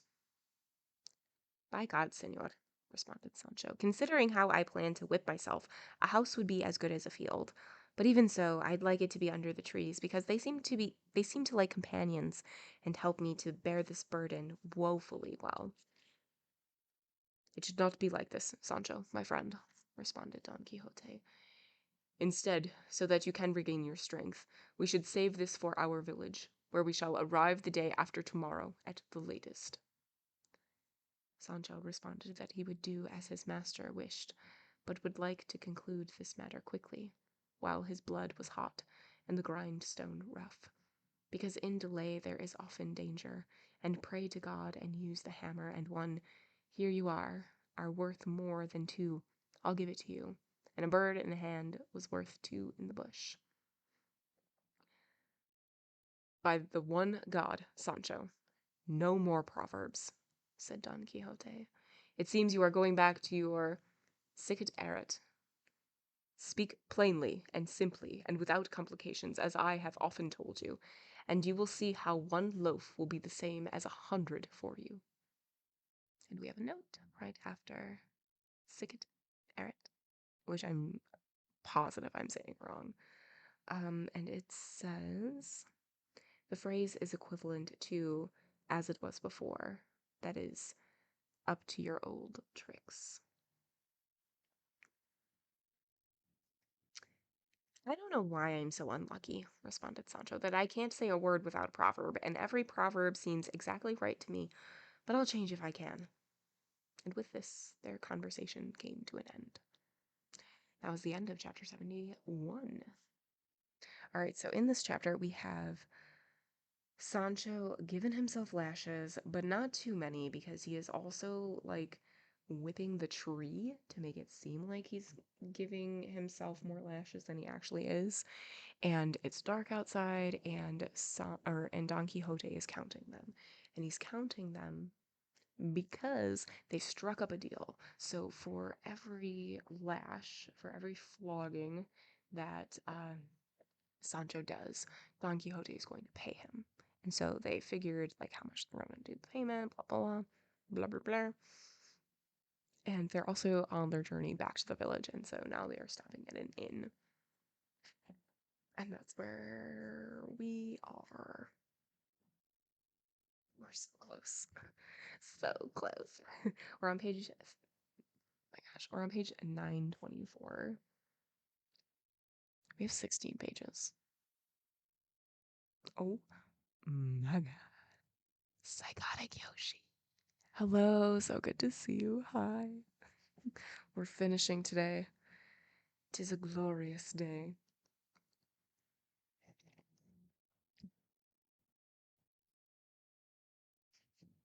All right, chapter 72. Concerning how Don Quixote and Sancho arrived in their village. Don Quixote and Sancho spent the entire day in that village and in that inn, waiting for nightfall, the latter to conclude a round of whipping in the open air, and the former to see it completed, for this was all his desire. In the meantime, a traveler on horseback arrived at the inn, along with 3 or 4 servants, one of whom said to the one who seemed to be their master, Señor Don Alvaro Tarfe, your grace can spend the hottest part of the day here. The inn seems cool and clean. Hearing this, Don Quixote said to Sancho, Look, Sancho, when I leafed through that book about the second part of my history, it seemed to me I happened to run across the name of Don Alvaro Tarfe. And there is a note right after that. Bob Television, thank you so much for the follow. Good to see you. Welcome in. There's a note right where we left off, and it says Don Alvaro Tarfe is a character in Avenda's Don Quixote. Look at that, running into people from different books. That might be, responded Sancho. We'll let him dismount, and then we can ask him about it. The gentleman dismounted, and the innkeeper gave him a room on the ground floor, across from Don Quixote's lodging, which was hung with other tapestries, like the one in Don Quixote's room. The newcomer, dressed in summer clothes, came out of the portico of the inn, which was spacious and cool, and seeing Don Quixote walking there, he asked, Señor, may I ask where your grace is traveling? Don Quixote responded, to a nearby village, which is where I live. And your grace, where are you going? I, señor, responded the gentleman. "Am going to Granada, which is my home." "A fine home," responded Don Quixote. "But would your grace please be so kind as to tell me your name, because I believe it will be more important for me to know it than I can ever tell you." "My name is Don Alvaro Tarfe," responded the guest at the inn, to which Don Quixote replied, "I think beyond any doubt that your grace must be Don Alvaro Tarfe, whose name appears in the second part of the History of Don Quixote of La Mancha, recently published, and brought into the light of the world by a modern author." "I am," responded the gentleman, "and Don Quixote, the principal subject of this history, was a great friend of mine. I was the one who took him from his home, or at least persuaded him to come with me to the jousts being held in Zaragoza. And the truth of the matter is that I became very friendly with him, and saved him more than once from tasting a whip on his back because of his insolence. And, Señor Don Alvaro, can your grace tell me if I resemble in any way the Don Quixote you have mentioned?" "No, certainly not," responded the guest. "Not at all." "And that Don Quixote," said Don Quixote, "did he have with him a squire named Sancho Panza?" "He did," responded Don Alvaro, "and though he was famous for being very amusing, I never heard him say any witticisms that was." "I can't believe that," said Sancho at this point, "because saying amusing things is not for everybody, and the Sancho your grace is talking about, señor, must be a great scoundrel, a dullard, and a thief all the time, because I'm the real Sancho Panza, and I have more amusing things to say than there are rainstorms. And if you don't think so, your grace can put it to the test and follow after me for at least a year, and then you'll see whether or not amusing things drop off me at every step. So many of them that without my knowing that I've said most of the time, I make everybody who hears me laugh. And the real Don Quixote of La Mancha, the one who's famous, valiant, intelligent, and enamored, the righter of wrongs, the defender of wards and orphans, and protector of widows, a lady killer with maidens, the one whose only lady is the peerless Dulcinea of Toboso, he is this gentleman here present, my master. Every other Don Quixote and any other Sancho Panza are a trick and a dream." I feel like everybody needs a hype man like Sancho Panza. Just you just need that kind of energy every once in a while, you know? And Sancho is the one to do that. "By God, I believe it," responded Don Alvaro. "You have said more amusing things, my friend, in the few sentences you have spoken, than the other Sancho Panza did in all the ones I heard him speak. And there were many. He was more gluttonous than well-spoken, and more foolish than amusing, and I believe beyond any doubt that the enchanters who pursue the good Don Quixote have wanted to pursue me along with the bad Don Quixote. But I don't know what to say, because I would swear I left them at the house of the nuncio in Toledo to be cured, and now suddenly here's another Don Quixote, though one very different than mine." And there is a note right after House of Nuncio, and it says, "The madhouse in Toledo, where Avenda's Don Quixote is confined." Interesting that this second interpretation, this other book written by a completely different author that has the same characters, it ends, or at least this portion of it ends, with Don Quixote being in a madhouse. Yeah, Sancho is always coming in swinging. He's coming in hot.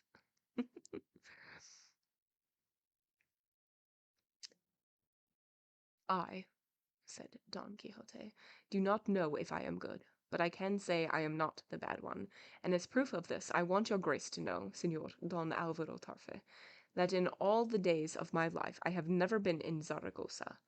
Rather, because I had been told that this imaginary Don Quixote had gone to the jousts there, I refused to enter the city, thereby revealing the lie to everyone.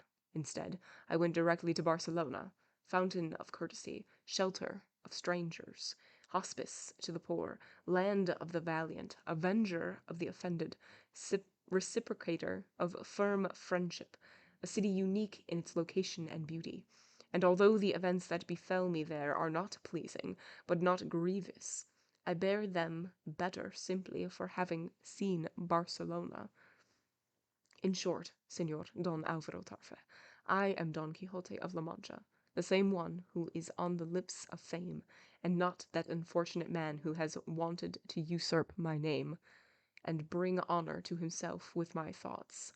I implore your grace, for the sake of what you owe to your being a gentleman, to please make a statement to the magistrate of this village, saying that your grace has not seen me in all the days of your life until now, and that I am not the Don Quixote published in the second part, nor is this Sancho Panza, my squire, the one known by your grace.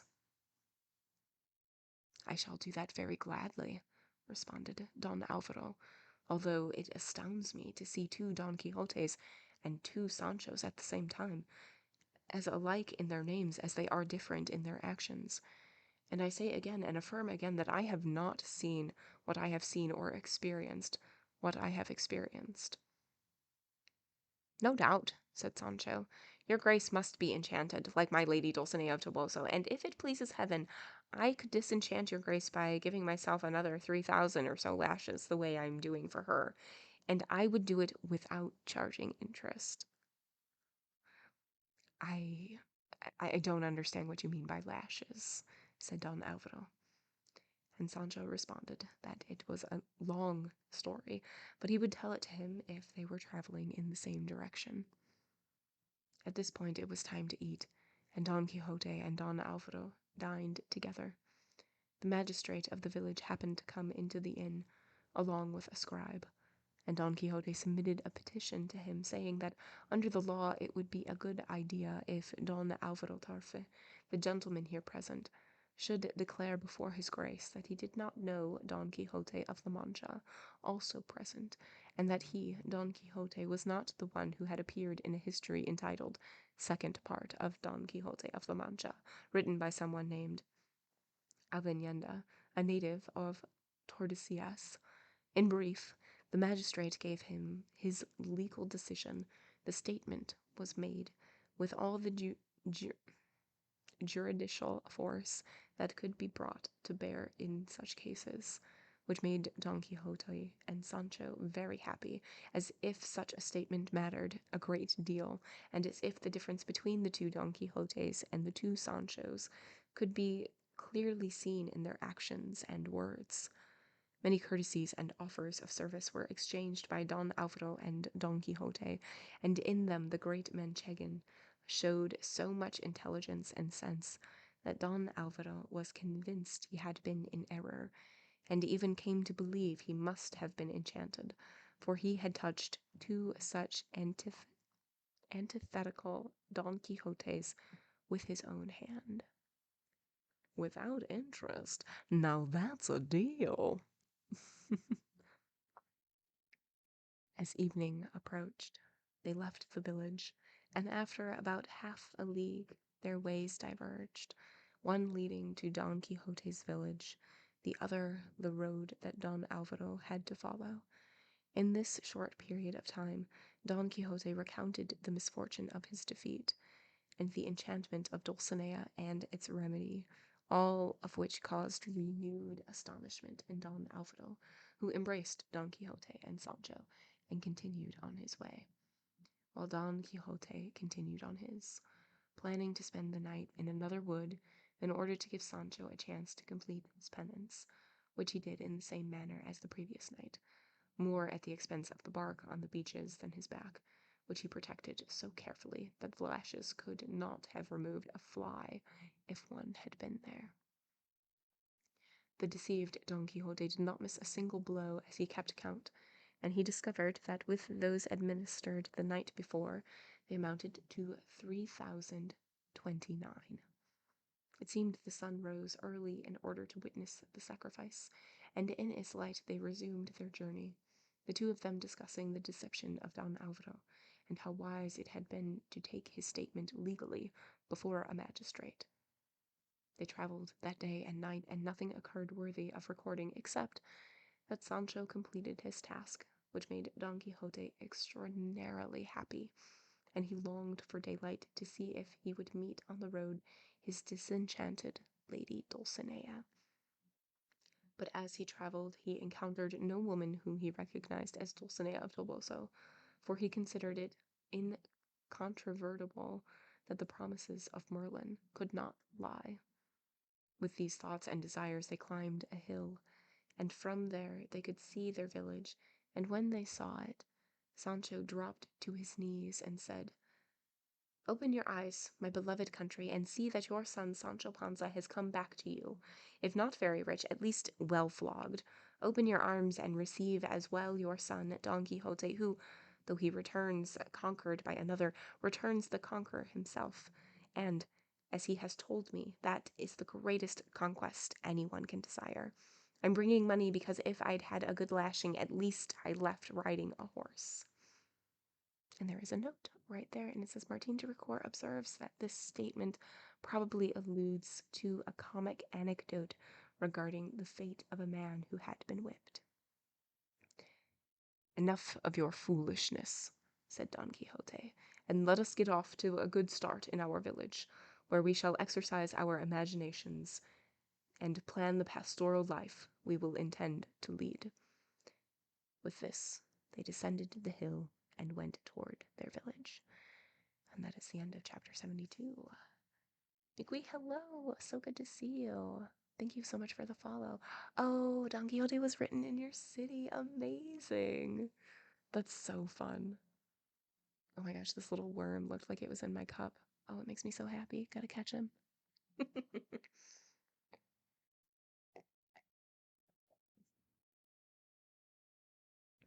All right. Oops. Okay. Careful, they're tapeworms. Good point. Good point. I guess I don't want them in my cup.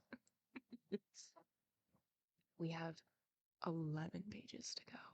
Amazing. Okay. Chapter 73. Regarding the omens Don Quixote encountered as he entered his village, along with other events that adorn and lend credit to this great history. And at the entrance, according to Cide Hamete, Don Quixote saw two boys arguing on the threshing floor of the town, and one said to the other, "Don't worry, you won't see it in all the days of your life." And there is a note right there where right after "you won't see it," and it says Don Quixote's misunderstanding is based on the fact that in Spanish the objective pronoun la is the equivalent of both it and her in English. Great. Don Quixote heard this and said to Sancho, "Friend, did you notice that the boy said, 'You won't see her in all the days of your life'?" "Well, why does it matter?" responded Sancho, "what the boy said?" "Why?" replied Don Quixote. "Do you not see that if you apply those words to my intention, it signifies that I am not to see Dulcinea again?" Sancho was about to respond, but was prevented from doing so when he saw a hare racing across the field, followed by a good number of greyhounds and hunters, and the terrified animal took refuge and shelter between the feet of the grey. Sancho picked it up, keeping it from harm, and handed it to Don Quixote, who was saying, malum signum. Note right after that, and it says Latin for a bad sign or an evil omen. It says a hare flees. A hare flees with greyhounds in pursuit. Dulcinea will not appear.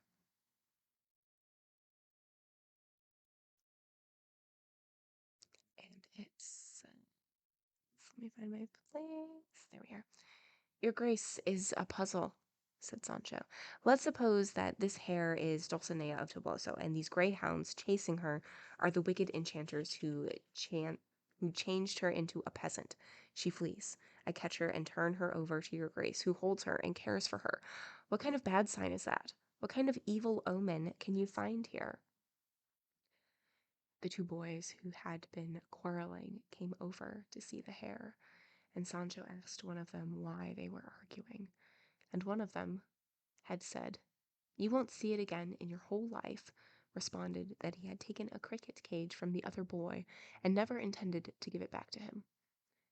Sancho took 4 cuartos from his pocket and gave them to the boy in exchange for the cage, and he placed it in Don Quixote's hands, saying, "Here, señor, are your omens, broken and wrecked, and as far as I'm concerned, though I may be a fool, they have no more to do with our affairs than the clouds of yesteryear. And if I remember correctly, I've heard the priest in your village say that it isn't right for sensible Christians to heed this kind of nonsense, and even your grace has told me the same thing, letting me know that Christians who paid attention to omens were fools. But there's no need to spend any more time on this. Let's go into our village." The hunters rode up, asked for their hare, and Don Quixote gave it to them. He and Sancho went on, and at the entrance of the village they encountered the priest and bachelor Carrasco praying in a small meadow. And it should be noted here that Sancho Panza had draped the buckram tunic painted with flames, which they had placed on him in the Duke's castle on the night Altisidora was resuscitated, over the bundle of armor on the grey to serve as his ripostero. And it says, an embroidered cloth or tapestry bearing a knight's coat of arms that was draped over pack mules.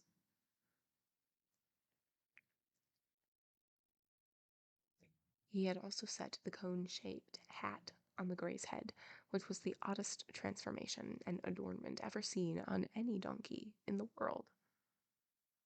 The priest and the bachelor recognized them immediately and came toward them with open arms.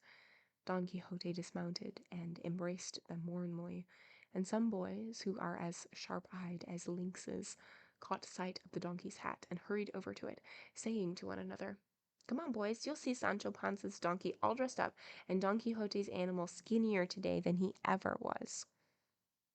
In short, surrounded by boys and accompanied by the priest and the bachelor, they entered the village and went to Don Quixote's house. And at the door they saw his housekeeper and his niece, who had already heard the news of their return. Teresa Panza, Sancho's wife, had heard exactly the same news, and disheveled and half-dressed, and pulling her daughter, Sanchica, along by the hand, she hurried to see her husband, and when she saw him not as elegantly dressed as she thought a governor should be, she said, "Husband, why are you traveling like this, on foot, and footsore, and, it seems to me, looking more like a misgoverned fool than like a governor?" "Be quiet, Teresa," responded Sancho, "because often you can have hooks and no bacon. Let's go home, and there you will hear wonderful things." There's a note right after hooks and no bacon, and it says, as Martin de Ricoeur observes, Sancho seems to be citing an inappropriate proverb, since he means to say that despite his wretched appearance, he has brought home money. He brought home the bacon. "I have money, which is what matters, that I earned by my own labor and with no harm to anybody." "Bring the money, my good husband," said Teresa. "No matter if you earned it here or there, no matter how you did it, you won't have thought up any new ways of earning it." Sanchica embraced her father and asked if he had brought her anything, for she had been waiting for him like the showers of May, and she held him on one side by his belt, and with his wife holding his hand and his daughter leading the grey, they went up to the house, leaving Don Quixote in the hands of his niece and his housekeeper, and in the company of the priest and the bachelor. Don Quixote at that very moment, without regard for the time or the hour, withdrew with the bachelor and the priest, and when they were alone he told them briefly about his defeat and the obligation he was under not to leave his village for a year, which he intended to obey to the letter and not violate in the slightest, as befitted a knight-errant bound by the order and demands of knight-errantry, and that he had thought of becoming a shepherd for the year and spending his time in the solitude of the countryside, where he could freely express his amorous thoughts and devote himself to the virtuous pastoral occupation, and he implored them, if they did not have too much to do and were not prevented by more important matters, to be his companions, and he would buy enough sheep and livestock to give them the name of shepherds, and he told them that the most important part of the business had already been taken care of, because he had given them names that would befit them like a glove. The priest asked him to say where they were. Don Quixote responded that he would be called Shepherd Quixotes, and the bachelor would be Shepherd Carrascon, and the priest Shepherd Curambro, and Sancho Panza Shepherd Pancino. They were stunned by Don Quixote's new madness, but in order to keep him from leaving the village, again on chivalric exploits, and hoping he might be cured during that year, they acquiesced to his new intentions and approved his madness as sensible, and offered to be his companions in his occupations. Exactly. Now that I have money, I'm your good husband. Sancho, probably. Moreover, said Sanson Carrasco, as everyone already knows, I am a celebrated poet, and shall constantly compose pastoral verses, or courtly ones, or whatever seems more appropriate, to entertain us as we wander those out of the way places. And what is most necessary, senores, is for each to choose the name of the shepherdess to be celebrated in his verses, the name he will carve and inscribe on every tree, no matter how hard, as is the usage and custom of enamored shepherds. That is quite fitting, responded Don Quixote, although I do not need to find the name of a feigned shepherdess, for there is the peerless Dulcinea of Toboso, glory of these fields, ornament of these meadows, mainstay of beauty, flower of all graces, and, in short, a subject on whom all praises sits well, no matter how hyperbolic. That is true, said the priest, but we shall have to find some well-mannered shepherdesses, and if their names don't suit us, we can trim them to fit. To which Sanson Carrasco added, and if our invention fails, we can give them the names that have been published and printed, and that fill the world. Amaryllis, Diana, Florida, Galatea, and Belisarda. Since they're sold on every square, we can certainly buy them and keep them for our own. If my lady, or I should say my shepherdess, happens to be named Anna, I shall celebrate her under the name Anarda, and if her name is Francisca, I shall call her Francenia, and if Lucia, Lucinda, for that's all it amounts to, and Sancho Panza, if he joins our fraternity, can celebrate his wife Teresa Panza with the name Teresania. Don Quixote laughed at the aptness of the name, and the priest praised to the skies his honest and honorable resolution, and once again offered to accompany him in the time he was not occupied in attending to his obligations. And with this they took their leave of Don Quixote, and implored him, and advised him to take care of his health, and to eat well. It so happened that the niece and the housekeeper heard the conversation of the three men, and as soon as the visitors left, the two women entered the room to see Don Quixote, and his niece said, "What is this, uncle? We thought your grace would stay at home again and lead a quiet and honorable life, and now you want to go into new labyrinths and become little shepherd, now you're coming, little shepherd, now you're going?" There's a note right after those two lines, little shepherds. It says the lines are from A Christmas Carol. Well, the truth is that the stem's too hard for making flutes. And that also has a note, and it says the origin of the proverb was the tradition of forming flutes or pipes out of green barley stems. It is used when a mature and sensible person does not wish to engage in childish activities. To which the housekeeper added, and there in the countryside will your grace be able to endure the heat of summer, the night air of winter, the howling of the wolves? No, certainly not. This is work for strong, hard men who've been brought up to the life almost from the time they're in swaddling clothes. No matter how bad it is, it's better to be a knight-errant than a shepherd. Look, senor, take my advice. I'm giving it to you not when I'm full of bread and wine, but when I'm fasting, and based on what I've learned in my 50 years. Stay in your house. Tend to your estate. Go to confession often. Favor the poor, and let it be on my soul, if that does you any harm. Be quiet, my dears, responded Don Quixote, for I know what I must do. Take me to my bed, because I think I am not well, and you can be certain that regardless of whether I am a knight-errant or a shepherd on the verge of wandering, I shall always provide for you, as my actions will prove. And the two good women, which the housekeeper and niece undoubtedly were, took him to his bed, where they fed him and pampered him as much as possible. And that was the end of chapter 73. Just checking to see if this is the last chapter. Oh my gosh, are we ready for this? Are we prepared to just barge into the last chapter? I think we are. I think we are. All right, so in that last chapter, we have Don Quixote and Sancho coming back to the village. Yeah, that's about it. They meet up with people from the village. They're like very excited that they are back. And the priest and Ascension are just sort of like, hey,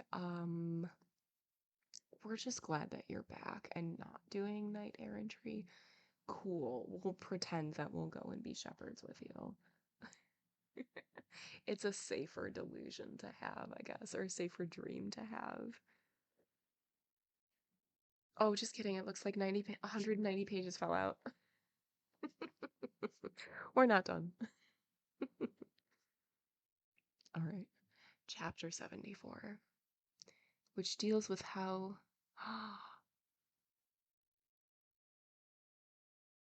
Oh no! Okay. Chapter 74, which deals with how Don Quixote fell ill, and the will he made, and his death. Oh no. Okay. Since human affairs, particularly the lives of men, are not eternal, and are always in a state of decline from their beginnings until they reach their final end, and since the life of Don Quixote had no privilege from heaven to stop its natural course, it reached its end and conclusion when he least expected it.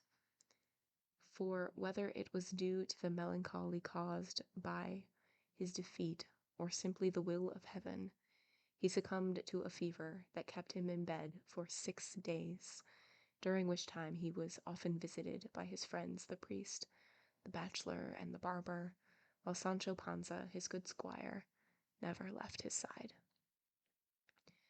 They believed that his grief at being defeated and his unsatisfied longing to see Dulcinea free and disenchanted were responsible for his condition, and they did everything they could think of to lift his spirits.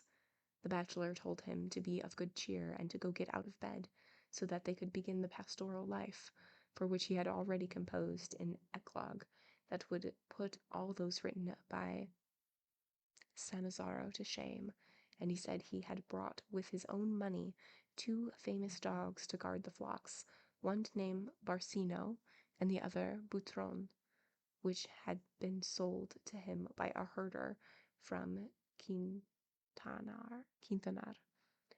But not even this could bring Don Quixote out of his sorrow. And we have a note after Sanazzaro.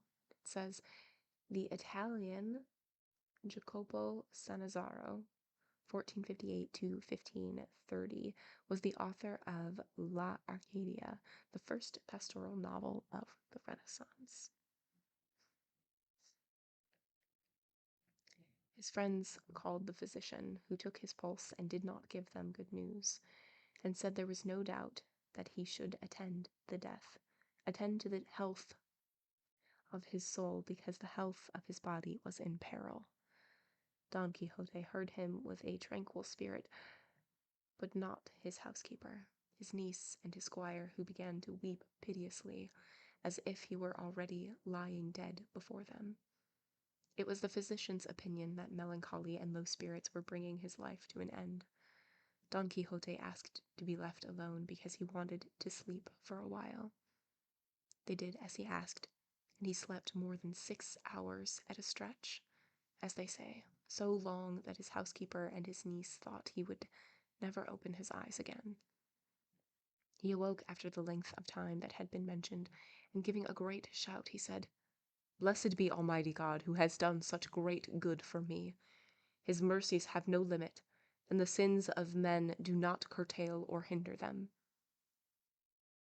His niece listened carefully to her uncle's words, and they seemed more sensible than the ones he usually said, at least during his illness, and she asked him, What is your grace saying, señor? Is there news? Which mercies are these, and from which sins of men?" "The mercies, niece," responded Don Quixote, "are those that God has shown to me at this very instant, and as I said, my sins do not hinder them. My judgment is restored, free and clear of the dark shadows of ignorance imposed on it by my grievous and constant reading of detestable books of chivalry. I now recognize their absurdities and deceptions, and my sole regret is that this realization has come so late it does not leave me time to compensate by reading other books that can be a light to the soul. I feel, niece, that I am about to die. I should like to do so in a manner that would make it clear that my life was not so wicked that I left behind a reputation for being a madman, for, although I have been one, I should not like to confirm this truth in my death. Dear girl, call my good friends for me, the priest, the bachelor, Sanson Carrasco, and the barber, Master Nicolas, for I wish to confess and make my will." But the niece was excused from this task by the entrance of the 3 men. As soon as Don Quixote saw them, he said, "Good news, señores. I am no longer Don Quixote of la Mancha, but Alonso Quixano, once called the Good, because of my virtuous life. Now I am the enemy of Amadis of Gaul, and all the infinite ord of his lineage. Now all the profane histories of knight-errantry are hateful to me. Now I recognize my foolishness, and the danger I was in because I read them. Now, by God's mercy, I have learned from my existence, and I despise them." Kusagi, thank you so much for the follow. Welcome in. Hello. Oh, and good to see you in chat. Hi. When the 3 men heard him say this, they undoubtedly believed that some new madness had taken hold of him, and Sanson said, "Now, Señor Don Quixote, you say this now, when we have news of the disenchantment of Señora Dulcinea, and now that we are on the point of becoming shepherds and spending our lives in song, like princes, now your grace wishes to be a hermit? For God's sake, be quiet. Come to your senses and tell us no more tales." Those that until now," replied Don Quixote, "have been real, to my detriment, will, with the help of heaven, be turned to my benefit by my death. Señores, I feel that I am dying very rapidly. Let us put all jokes aside, and bring me a confessor to hear my confession, and a scribe to write my will, for at critical moments like these a man cannot play games with his soul. And so, while the priest hears my confession, I beg you to bring the scribe."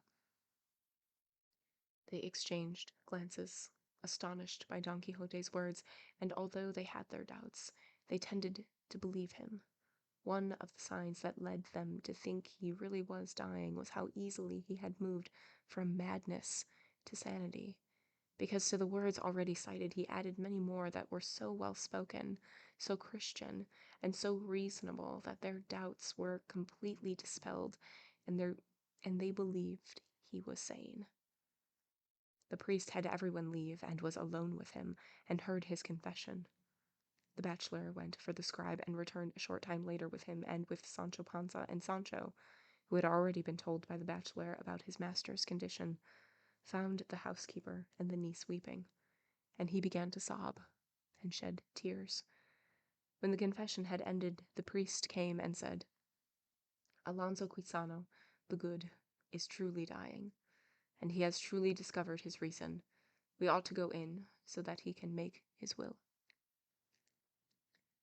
This news put terrible pressure on the already full eyes of this housekeeper, his niece, and his good squire, Sancho Panza, forcing tears from their eyes and 1,000 deep sighs from their bosom, because the truth is, as has already been said, that whether Don Quixote was simply Alonso Quixano, the good, or whether he was Don Quixote of La Mancha, he always had a gentle disposition, and was kind in his treatment of others, and for this reason he was dearly loved not only by those in his household, but by everyone who knew him.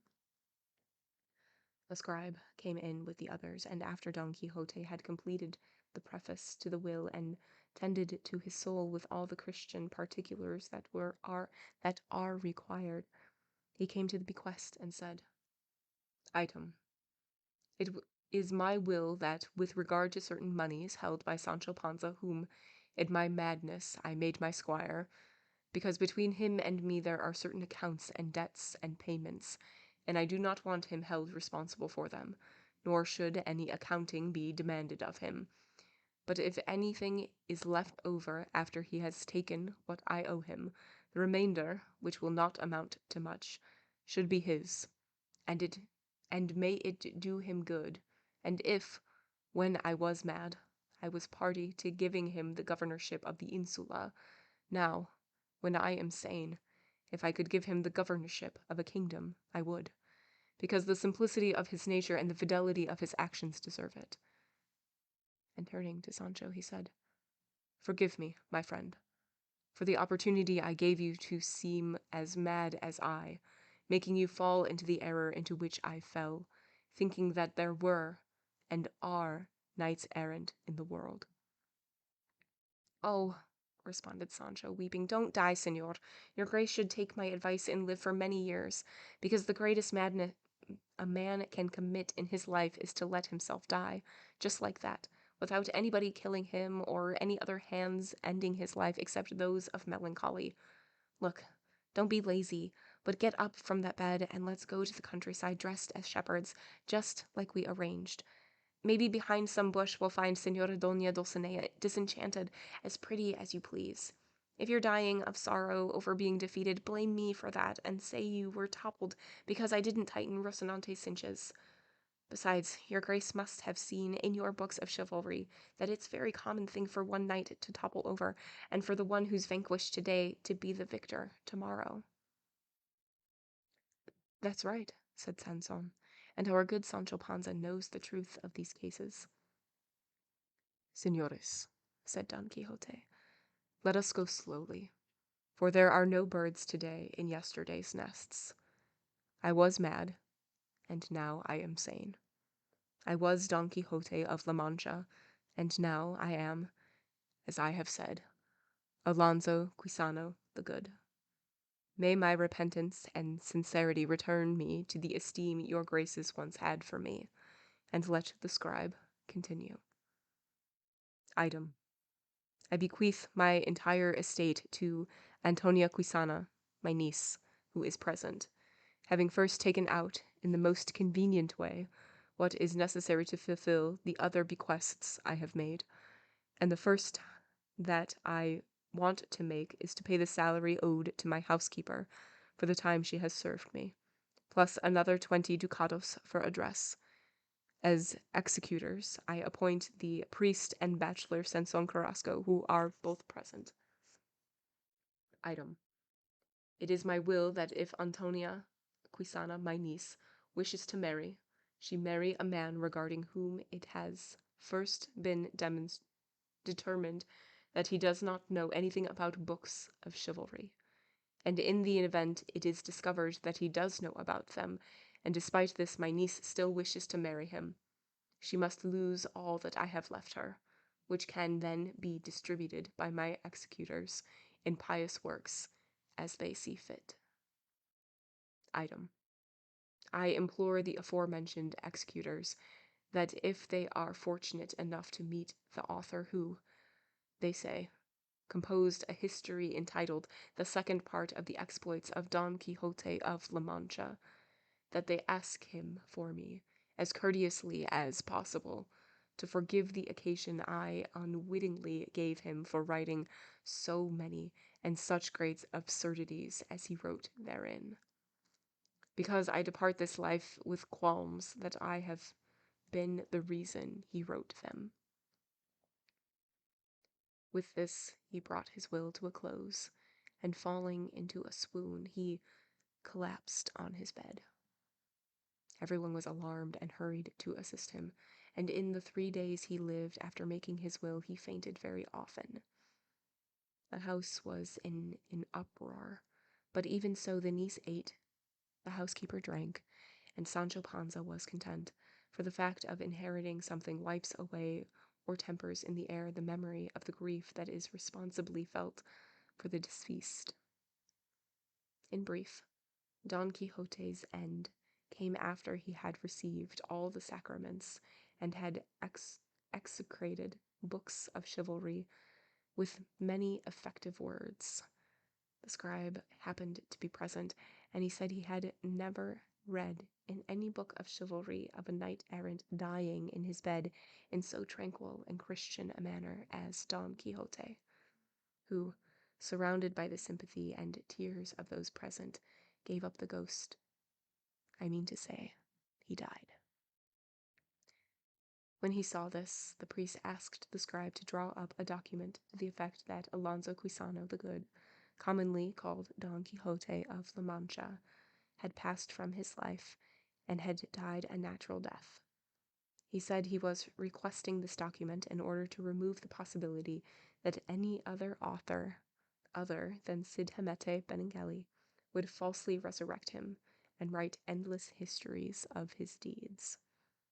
This was the end of the ingenious gentleman of La Mancha, whose village Cid Hamete did not wish to name precisely, so that all the towns and villages of La Mancha might contend along themselves to claim him as their own, as the 7 cities in Greece contended to claim Homer.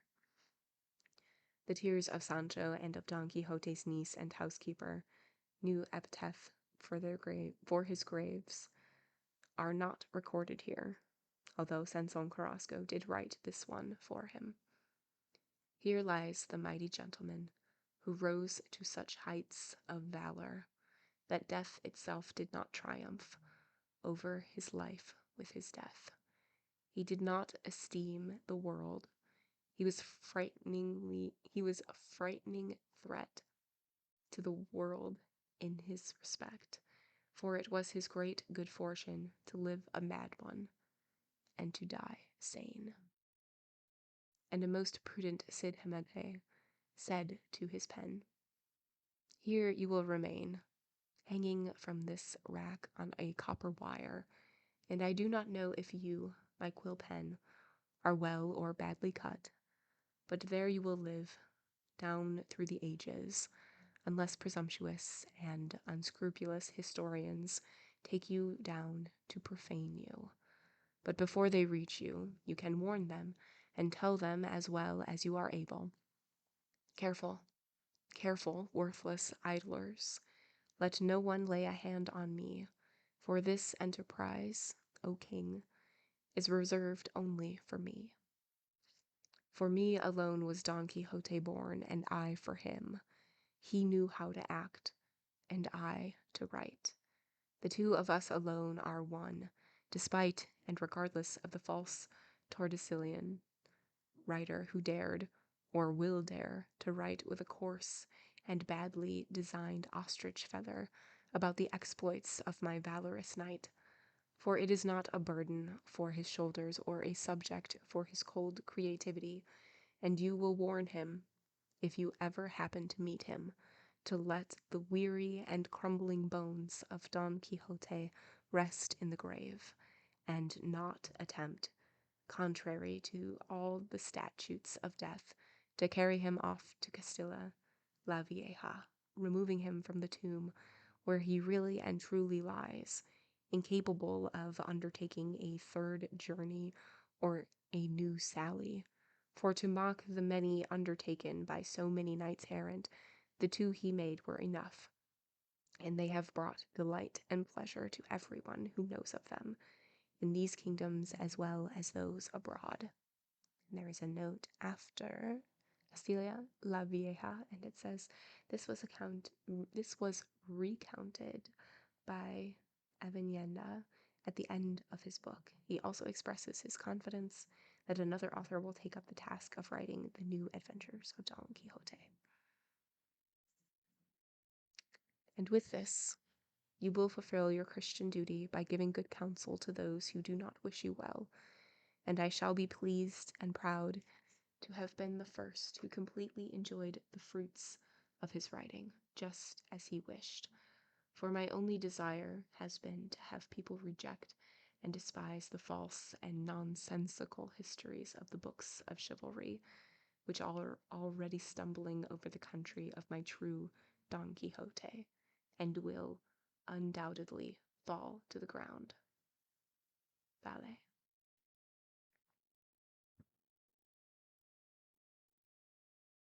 That is the end. That's it. We finished. The rest of the pages are just notes about the translator and other authors who are talking about Don Quixote. And there is a very small timeline, which I will give the highlights for because I think it's cool. 1547. Miguel de Cervantes is born in Alcalá de Henares, Spain, on September 29th, 1547. 1575. Cervantes is captured by Barbary pirates.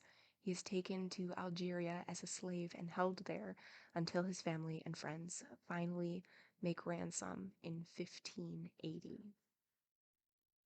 1585. Cervantes publishes his pastoral novel, La Galatea, which gains him a reputation, though the proceeds from its sale are insufficient to support him. 1605. Miguel de Cervantes completes Part 1 of Don Quixote. 1615. Miguel de Cervantes completes Don Quixote. 1616. Death of Miguel de Cervantes. He dies in Madrid on April 23, 1616. William Shakespeare dies on the same day. That's it. We did it. Look at this chonker that we've finished. Amazing. 2023. Moog finishes Don Quixote. It has only taken us like 2 months. Oh, that's so exciting. We did it. Yay! Oh my gosh. Uh, so many excitements. So many excitements. And I mean, that's why I'm doing this, right? Like, this book is insanely. Oh my gosh. Falcor, thank you so much for those biddies. Marathon complete.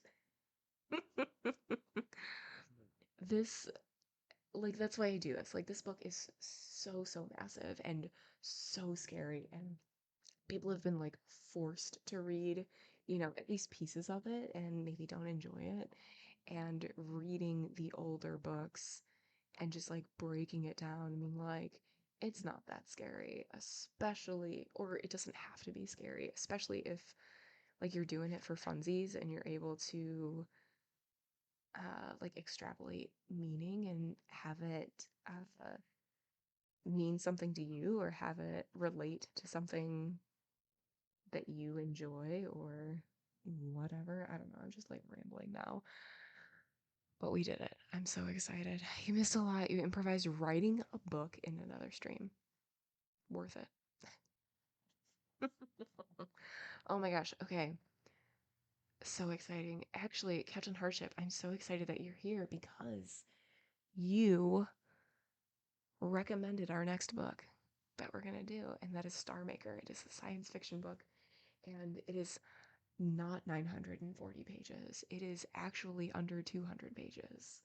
So it's going to be like, did we even read the book? It's going to go by so fast. So exciting. Next, War and Peace in the original Russian. Oh my gosh.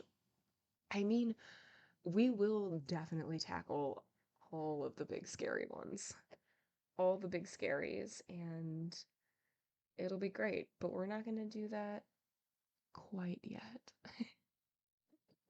We're going to take a little break, and it'll be great.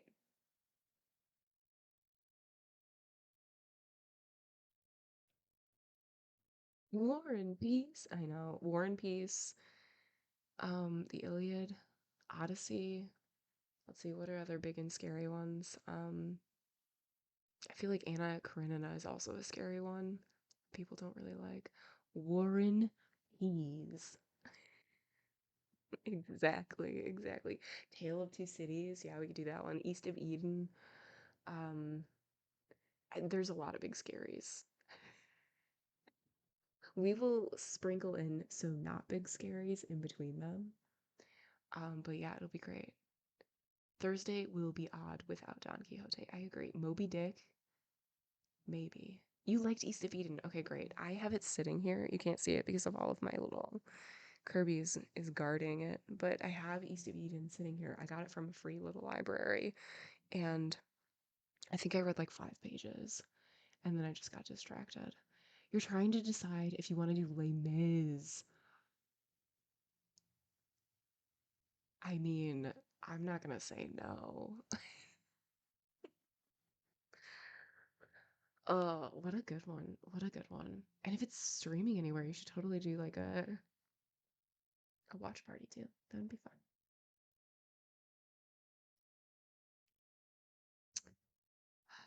The Bible.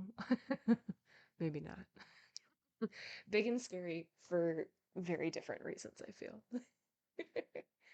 Okay, yes. We will intersperse our big scaries with our not so big scaries and our even less big scaries. I don't know. I'm trying to say that we're also going to throw in some horror. And another big scary that I want to read, which is both big in the amount of pages and scary in that it's horror, but I want to do Frankenstein in October. Yeah, I do.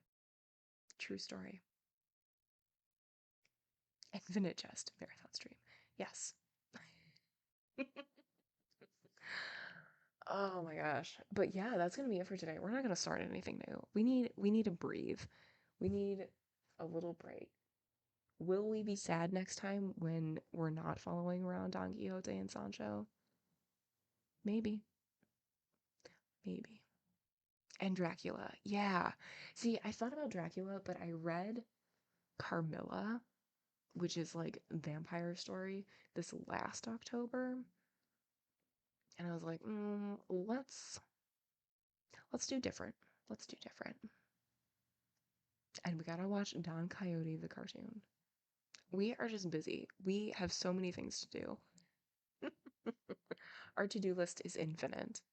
Some way, somehow, it'll happen. Oh, all right. Discord stream, I know, but that just means that I need to get a Discord. Look at this. All these things that you're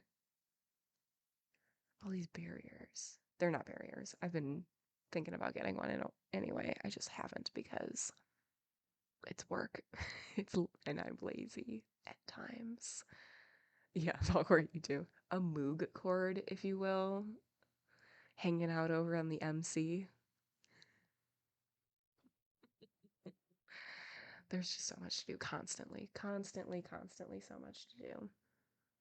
But yeah, thank you all for being here. It was so much fun. I was not expecting to enjoy Don Quixote as much as I am.